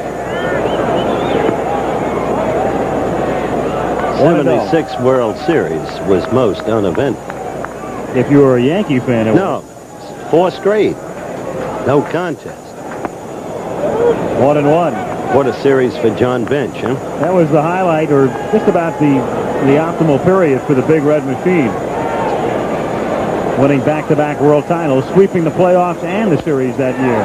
Anderson, it's a fly ball to left field, and Robinson will escape the inning without further damage as Reedus makes the catch. But the error by Oesterk nets the Dodgers a run. L.A. 5, Cincinnati nothing. He's the story tonight. That man. Earlier I talked with him and said, isn't it a fair assumption that you are basically a low ball pitcher? That's a very fair assumption. When I get the ball up, I really do get hurt. And when you see the ball getting hit to the outfield on me quite often, those are the games when I give up a lot of runs. I've only given up 2 home runs this year, and that really tells me that I've been pretty consistent with my sinker. But on games when I have given up quite a few runs, I have letting the ball go to the outfield a little bit too much. He's been masterful tonight. Just 1 hit through 6. Had a single by Rose in the 4th inning. Dodgers lead 5-0. In the 7th inning, it's Parker, Nicely, and Concepcion for the Reds. Dave Parker, who won 2 batting titles as a Pirate in '77 and '78, and came into this year with a .303 lifetime average, comes up batting .313. Time was when, without question, he was the best player. Look at that. Now that speaks for this young man. Time was when Dave was, by consent, the best all-around player in baseball, and there seemed to be no limit to the heights he would scale. Then problems in Pittsburgh with the fans, with the media, and unhappiness, and finally rehabilitation in the baseball sense back home in Cincinnati. Look at those arms. Just like yours, Dan. 1-1 pitch. In the air to center field. Deep but playable for Ken Landro. 1 away. So Parker is 0 for 3 tonight. Hershiser has walked 1. Catcher. Struck out 5. Saturday USFL semifinal playoff action. Pitched the Oakland Invaders against the Memphis Showboats at 2:30 Eastern Time.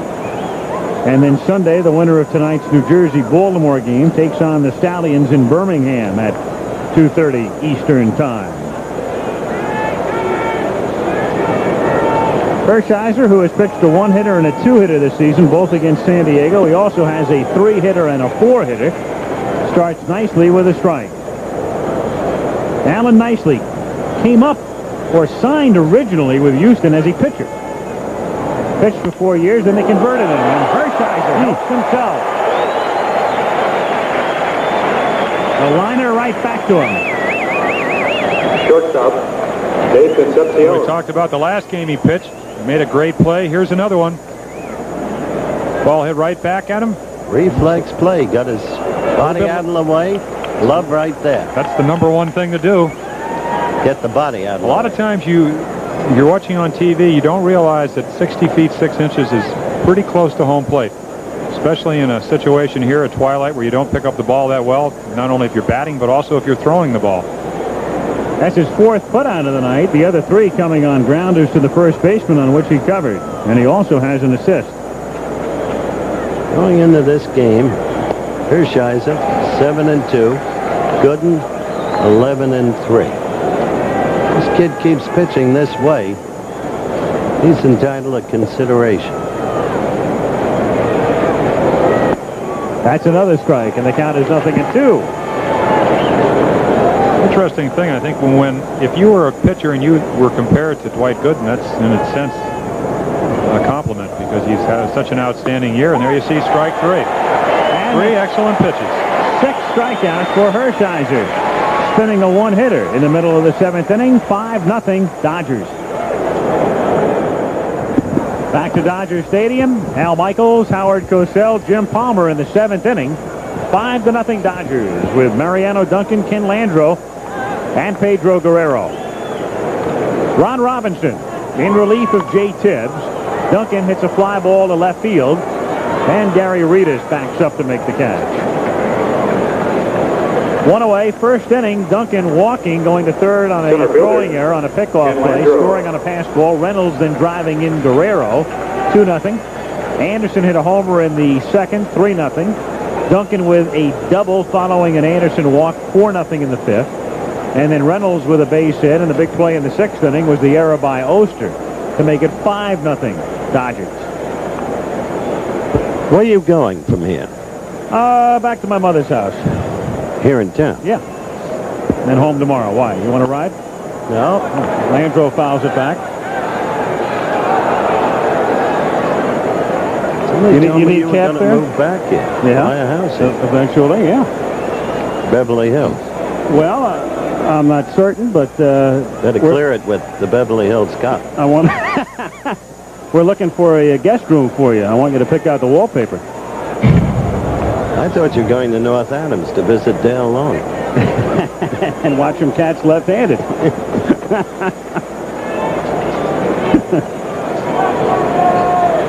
0-2 the count on Landreau. So you're going to leave Oakland Hills? Well, outside, 1 ball, 2 strikes to count. I'm looking for a home in the Hamptons, really, but I'm waiting for your place to go up for sale. When it does, you'll have a major story. 2-2 the count. Of course, Palmer wants us to come to Timonium next week. No longer do I live in Timonium. Brooklinville. Where? Landreau hits a liner in the right for a base hit. So that precedes Guerrero's 4th plate appearance of the night. First hit for Landreau, and Pedro Guerrero, who has walked, struck out, and grounded out, comes up. Robinson with a fastball has to throw a strike. Landreau, pretty good fastball hitter out over the plate. Singles into right field.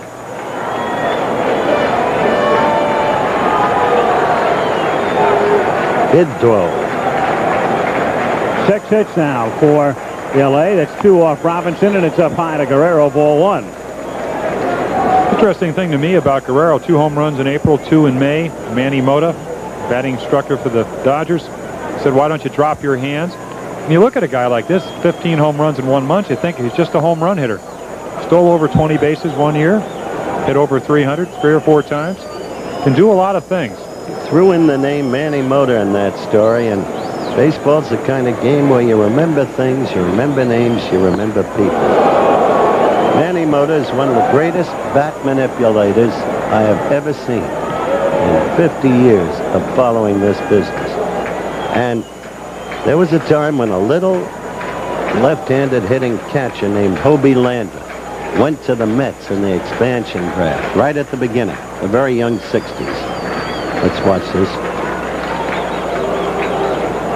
And I was in the clubhouse. They were playing in the Polo Grounds, the Mets in those years, the old Polo Grounds, now extinct. And I said, this kid Mota for the Giants just got a pinch hit, won a game. Who is he? He said, you will learn who he is. He is one of the finest hitters I have ever seen. Hitting is a science for him. And I've always remembered little Hobie Landreth talking to me about Mota when nobody knew his name. Manny, now the Dodgers first base coach as well, and it's in for a strike and the count 2-2. Something like, what, 150 pinch hits in the major leagues? Yep. You never pitched in the Polo Grounds, did you? I'm old, but not that old, Howard. Guerrero fouling it back. Manny Mota with exactly 150 career pinch hits. They played there in 62 and 63. 2 years before I broke in. I know, but that team you could have pitched. 1 out, and the 2-2 pitch with Landreau going is outside. Nicely's throw is a sailor into center field. Landreau belatedly started for third and now has to hold up. That's Nicely's major problem. He cannot throw. And as we said before... For a catcher, it's a big problem. As we said before, he's up for his bat. And it's well documented right here. Normally not as bad as this. Well, again, a lot of the problems, and sometimes a catcher will hurry a throw when he knows that he has to hurry. It's hard to tell what kind of jump Landreau had from that angle, but he did have a good one, but the throw is far off target. Jim Cott was saying that this is something he does with consistency. Threw one ball in right center the other night. So man at second. And the pitch is inside. And Guerrero is on. Scored as a stolen base for Kenny Landreau. He was going with the pitch.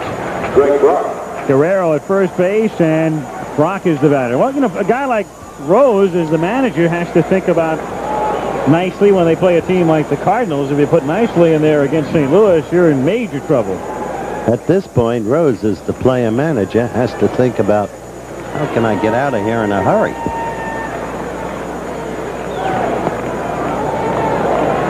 Brock takes low, ball 1-0. We may see Perez. Mets have now lost 6 in a row, and look who shut them out. The man who's had so many arm problems is always written off and now comes back once again, and he's pitching well for Pittsburgh. And he combines with Candelaria for the blanking. Fouled away. 1-1. Marvell Wynn, who was once in the Mets farm system, drove in the winning run with a double. That's Landreau. Tough times for one of the nicest men in baseball. Old teammate of yours, Jim, Davey Johnson. Guerrero at first. 1-1. Ball 2, 2-1.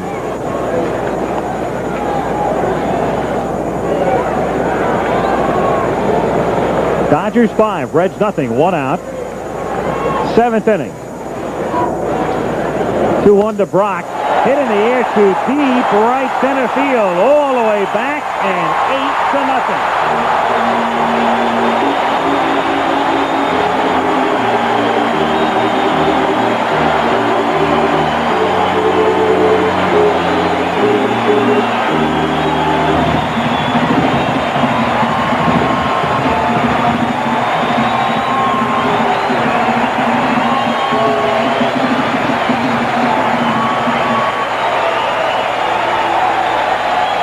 Fastball out over the plate.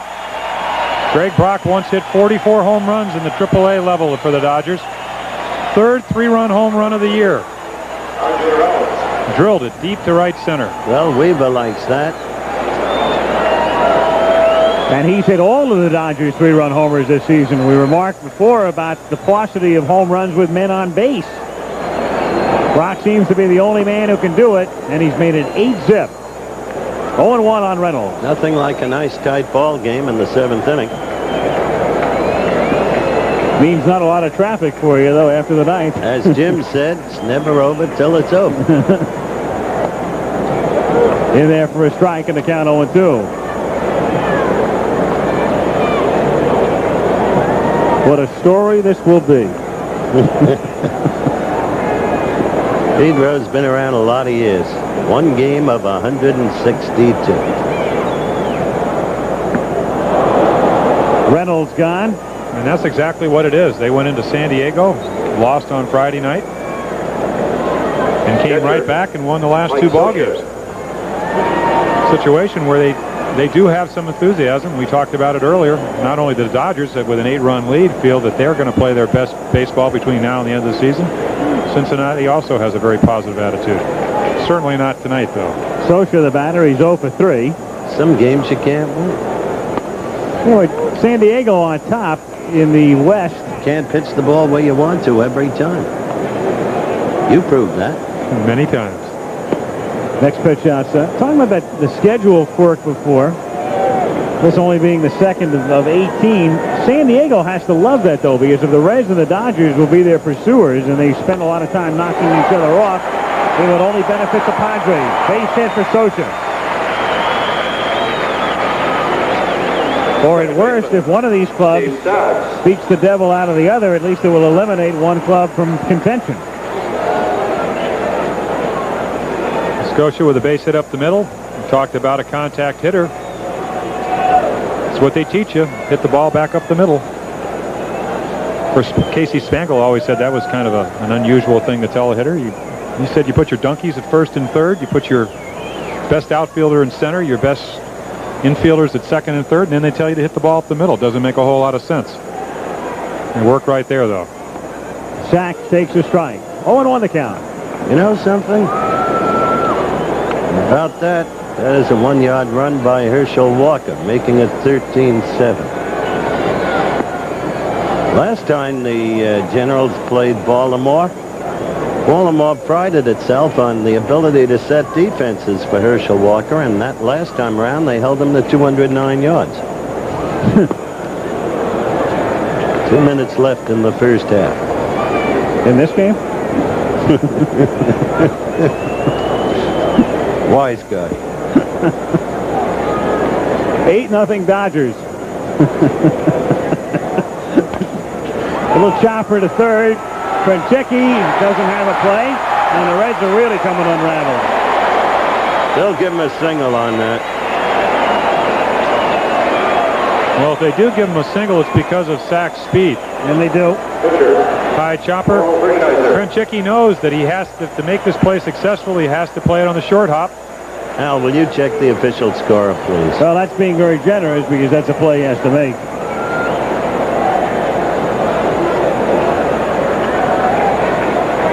If you talk to any player, they will tell you, and even sometimes a team that's ahead, that the most difficult time to concentrate is when you get a game with a disparity of runs as this one has. Hershiser, he's the 8th man to bat in the 7th inning. Dodgers breaking it open, leading 8-0. 2 on with 2 out. And it's 2-0. Socha, the runner at second, and Sachs is at first.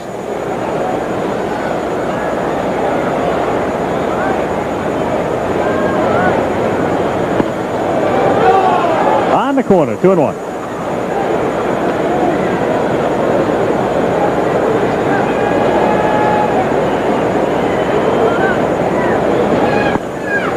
Hmm.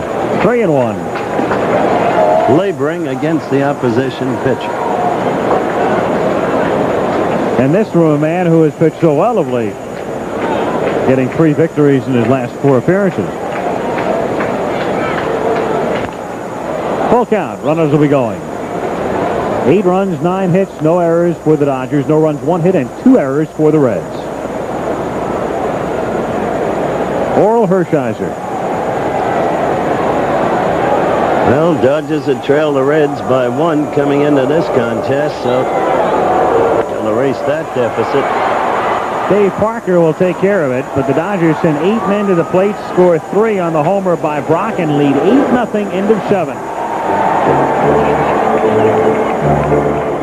In the aftermath of the hostage drama, will the U.S. begin tilting away from Israel, or will the emphasis be on punishing terrorists? Among the guests on Nightline tonight, President Reagan's former special envoy to the Middle East, Donald Rumsfeld. Nightline with Ted Koppel. Following your late local news, Candy Maldonado takes over for Pedro Guerrero. In left field, Dodgers on top 8-0 as we go to the 8th inning. Yankees were a winner today. Seattle and the White Sox are still scoreless. 5-1 ninth inning. Earl has gone through about 33 cigarettes this figure. Texas leading California. But California closing in on them. That Milwaukee team with the hitting strength that I referred to. Tell you who's found himself again, that Paul Molitor. Really good with the bat, Jimbo. One of the toughest outs in the American League. Milwaukee last year certainly missed him. This year, I think a large part of their success. Again, we talk about the table setters. He's certainly one of them. Makes Cooper and Yount and everybody else in the lineup. Batting coach is Bob Uecker. In the 8th inning, Krenchecki to lead things off. Bottom of the order. The only mystery left is will Hershiser get a shutout? Inside, ball 1. Only hit, Pete Rose. Clean hit. Left field, 4th inning. A single. Drill to right field, and that's a base hit. Reynolds playing it conservatively. Hit number 2 for the Reds. Second baseman, Hershiser, Ron Oster. 7 shutouts over the last 2 seasons. Last year 4. This year 3. You know, when Jimbo said to start of the game that Hershiser pitches a shutout every 5 games, the more you think about that, the more you realize how terrific this kid is. Look at that pitch.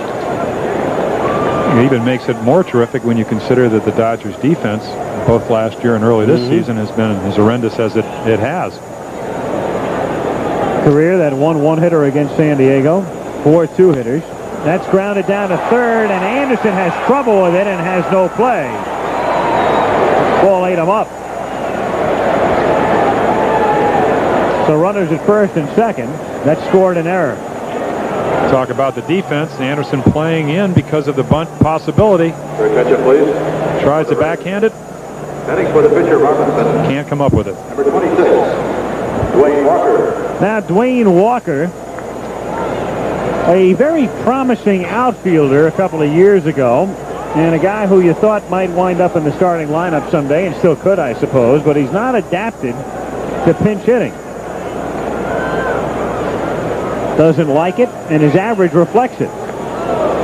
That's in the dirt, and the runners will hold, trailing by 8 runs. Who's the best pinch hitter you ever saw? We've already talked about Manny Mota.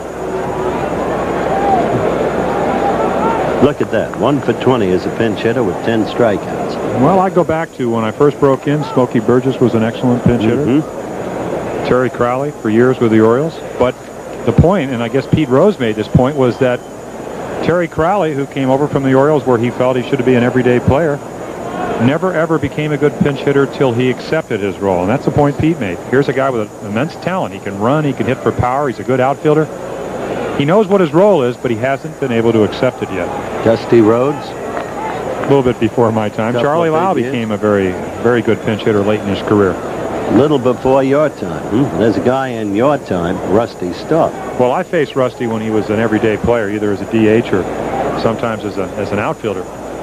Awfully good hitter. One of the toughest outs I think I've ever seen. Back in the 30s, there was a fella named Sam Leslie with the old New York Giants.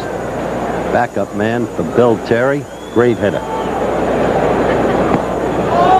Ball 2. 2 balls, 1 strike. Then there was the guy who set the pinch hitting record for home runs.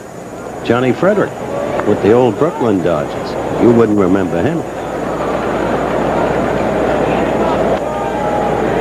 And a lot of them.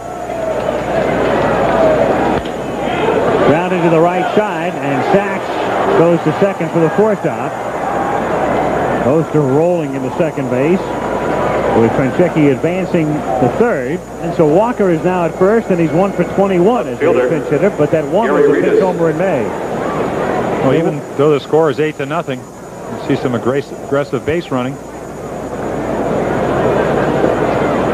Forced him out of there, didn't he? Well, when you grow up in Cincinnati and you idolize Pete Rose and you wind up playing for him, you play like him. Exactly. Reedus 0 for 3 has struck out twice. 8-0 Dodgers. 1 out. 8th inning. 1-0.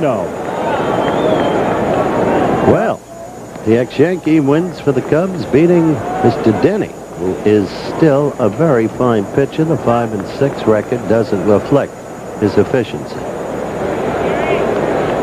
17 saves in less than half a season for Lee Smith. Krenchecki is the runner at third, and Walker at first base with 1 out.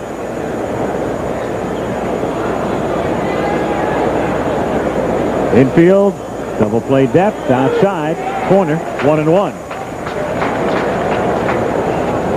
And this is the situation where Hershiser wants that shutout. He either wants to pop up,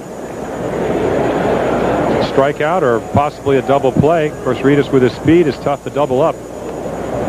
Another Dodger pitcher, Jerry Royce, lost a shutout with 2 out of the 9th inning on Saturday when Bob Horner hit a home run. 1-2 the count on Reedus. Royce showed his wilds, his skill very well last Saturday. He started shakily. Got out of trouble first 3 innings and then came on. Niedenfuhr just up in the bullpen stretching more than anything else.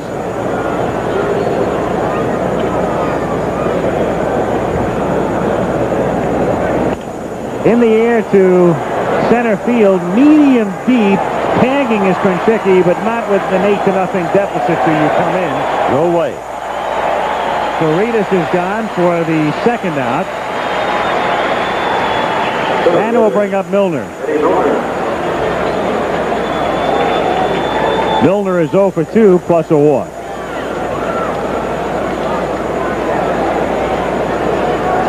Dodgers 2 in the first, 1 in the second, 1 in the fifth, 1 in the sixth, and 3 in the seventh. 8-0.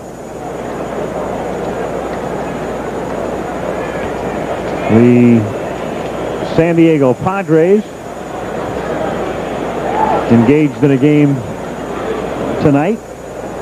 Houston is there in a game that is just underway with the probable pitchers Ryan and Hoyt.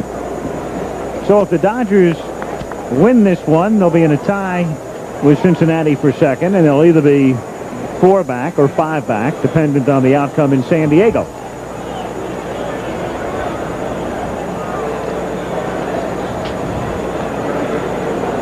Runner from first is on the move, and the throw goes through and not in time. Brock wasn't even holding him on, and normally you're not going to be stealing here, but as long as nobody's holding you on, why not? So Walker is at second with Krenchecki at third. 2 balls and no strikes to count on Milner.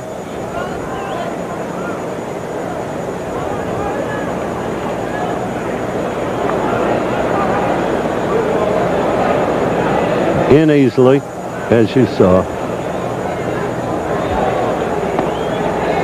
2-1. Not sure I agree with you, Al. About what? Well, if he doesn't hold you on, why not take the base? You never know. Socha has a good arm. Well, no, I'm saying you don't take a chance, but if you know you can make it, you might as well do it. Well, you eliminate the force at second.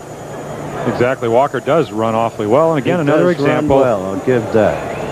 Another example of knowing your own abilities. And I'm sure that he looked over and Pete said, go ahead. Yeah. And the only time you wouldn't do it is if you don't want first base to become vacant and then an intentional walk would figure in, but that's not the case here. It's never over till it's over. A walk now, right. grand slam, and right. Jim has himself a close ball. Walk over, it's a walk, a grand slam, and 3 more walks and another grand slam, and they're right back in it. No question. And the sun will come up in the west tomorrow. And we'll really have a scoop. Once you move down here, it will come up in the west.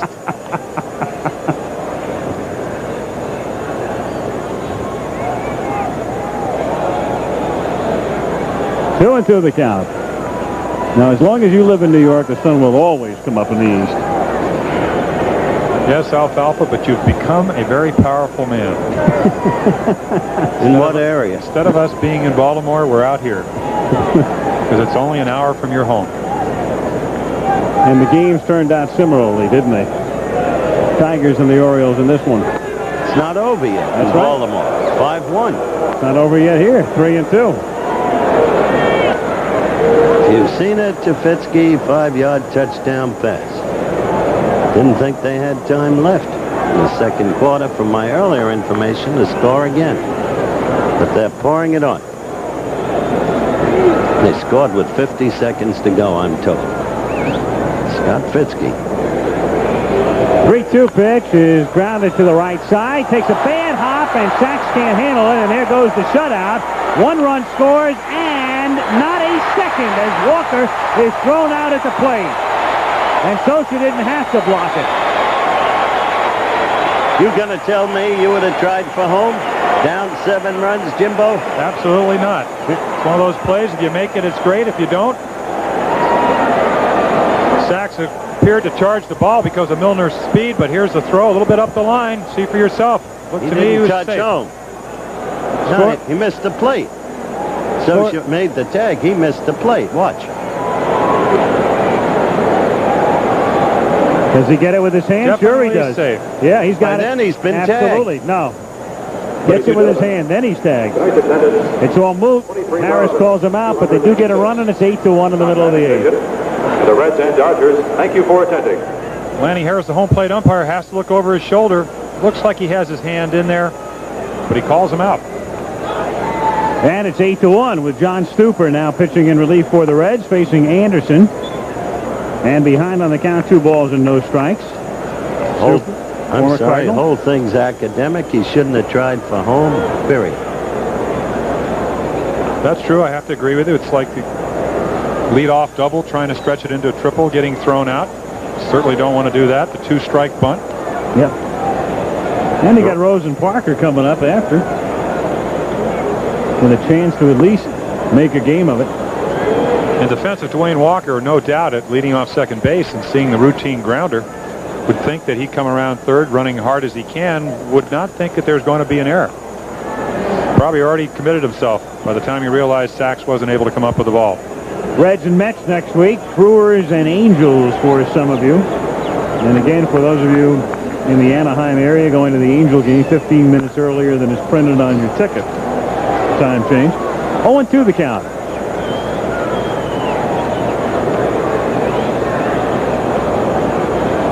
Anderson, the third baseman, providing defense, but no offense up until tonight, as he walks for the 3rd time to go with his home run. So he's been aboard 4 times. The Dodgers would like to get a third baseman. They've made no secret of it as Duncan comes up. They've tried to get Wade Boggs from Boston. They've talked about Larry Parrish at Texas, getting him over here.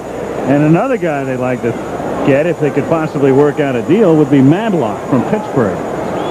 But I understand he has so many ifs, ands, or buts in that contract that the Dodgers are not as interested as they might otherwise be. Now, how could you expect, really, to get Wade Boggs? One of the finest hitters in the game.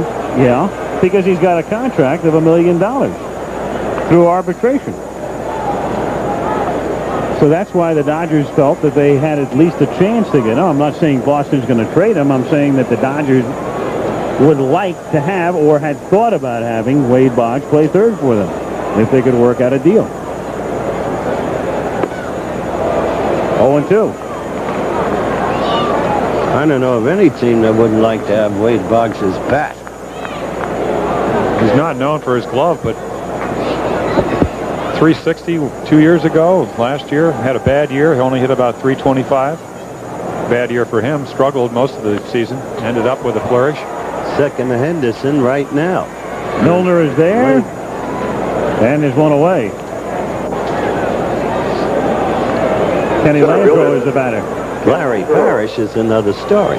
Well, they could move Parrish over to third, and again, Madlock. Madlock would fit in pretty well here with that moribund Pittsburgh team right now. Except Bill is getting a little long in the tooth. Yeah, but great hitter. How far are the Dodgers away, though, from winning this division if they could wind up with somebody like a Madlock? Madlock can still hit. Strike. He came over, of course, to the Pirates in '79, and that's exactly what he did. He let him do a pennant. We were family then. Yeah. How quickly it's changed, huh? Now the team's on its way out, apparently. No, not yet. Nope. I don't think that's going to happen now. 1-1 pitch is lined back through the middle. Nearly decapitating Stuper. Landreau with a single to center.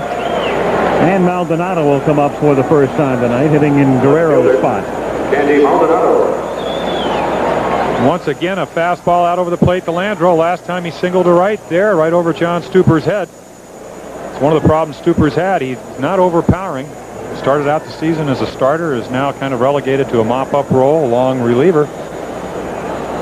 Has been struggling. Last year with the Cardinals, 3-5, was sent to the minors, spent most of the second half of the season there.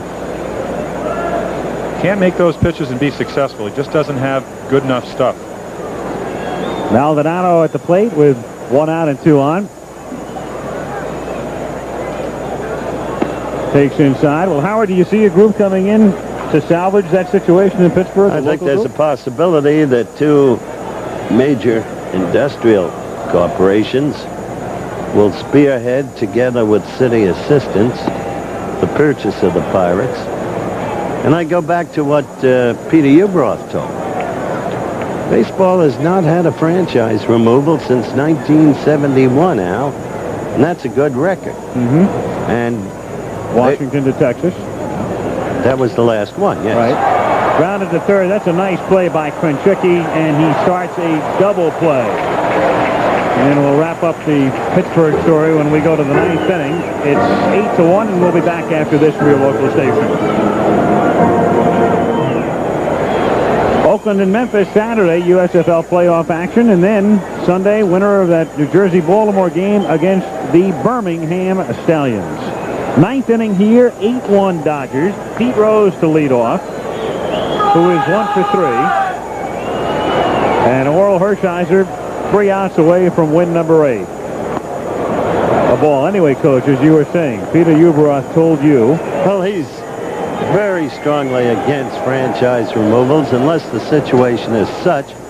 He originally told me that only in the case of one of the Bay Area teams could he see it, because it was questionable whether or not the Bay Area could support 2 teams. Now, he does realize there are times when a team needs relief, especially from a lease so onerous, and that's why he went personally to Seattle and got into the renegotiation there. That, in my view, will keep Seattle, the Mariners, in Seattle for a long time to come. Seattle was stung once, you'll remember, in the case of the Pilots. Now the Brewers. Yep. Exactly. And I think he's going to make the same effort in Pittsburgh. And I saw somebody work over the Pittsburgh fans in a piece I read, and there was merit to it.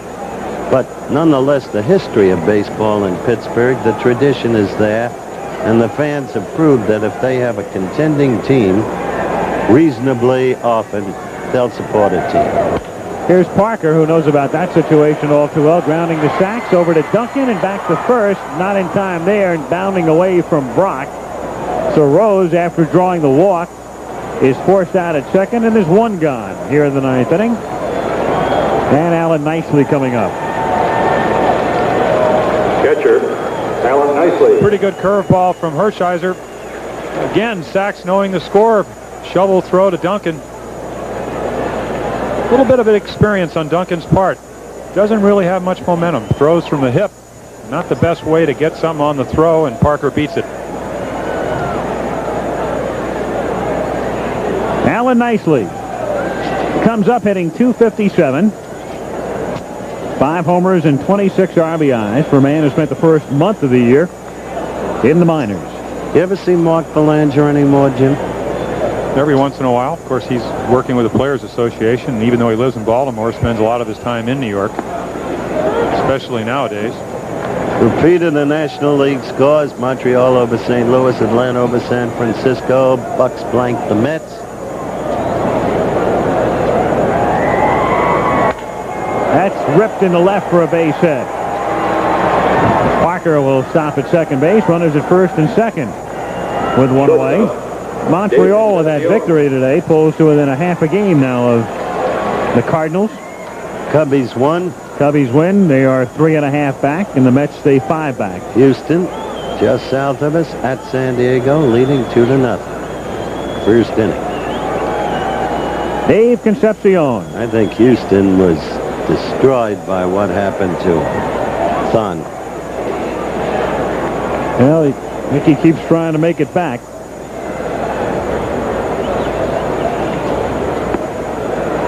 One and oh the count.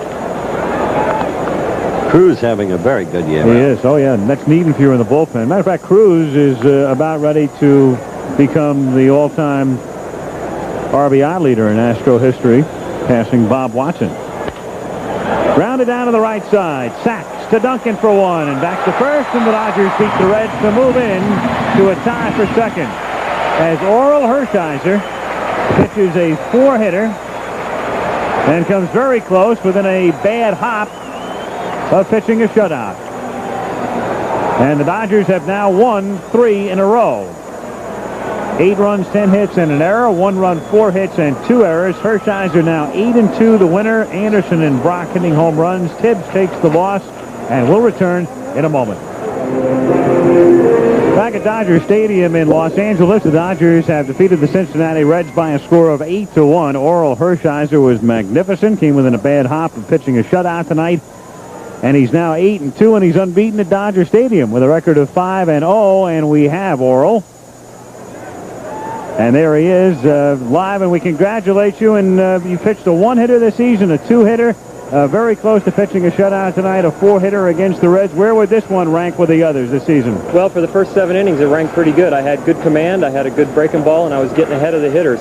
The 2 outings I had against San Diego, when I had the 1-hitter and the 2-hitter, I really felt like everything kind of just flowed out of my body. There was really no adjustments that I had to make or anything like that. But tonight I had to make a few adjustments, and I really went right after him. It really helps me a lot when we get 8 runs on the board. That pad can really help you when you face guys like Rose and Parker.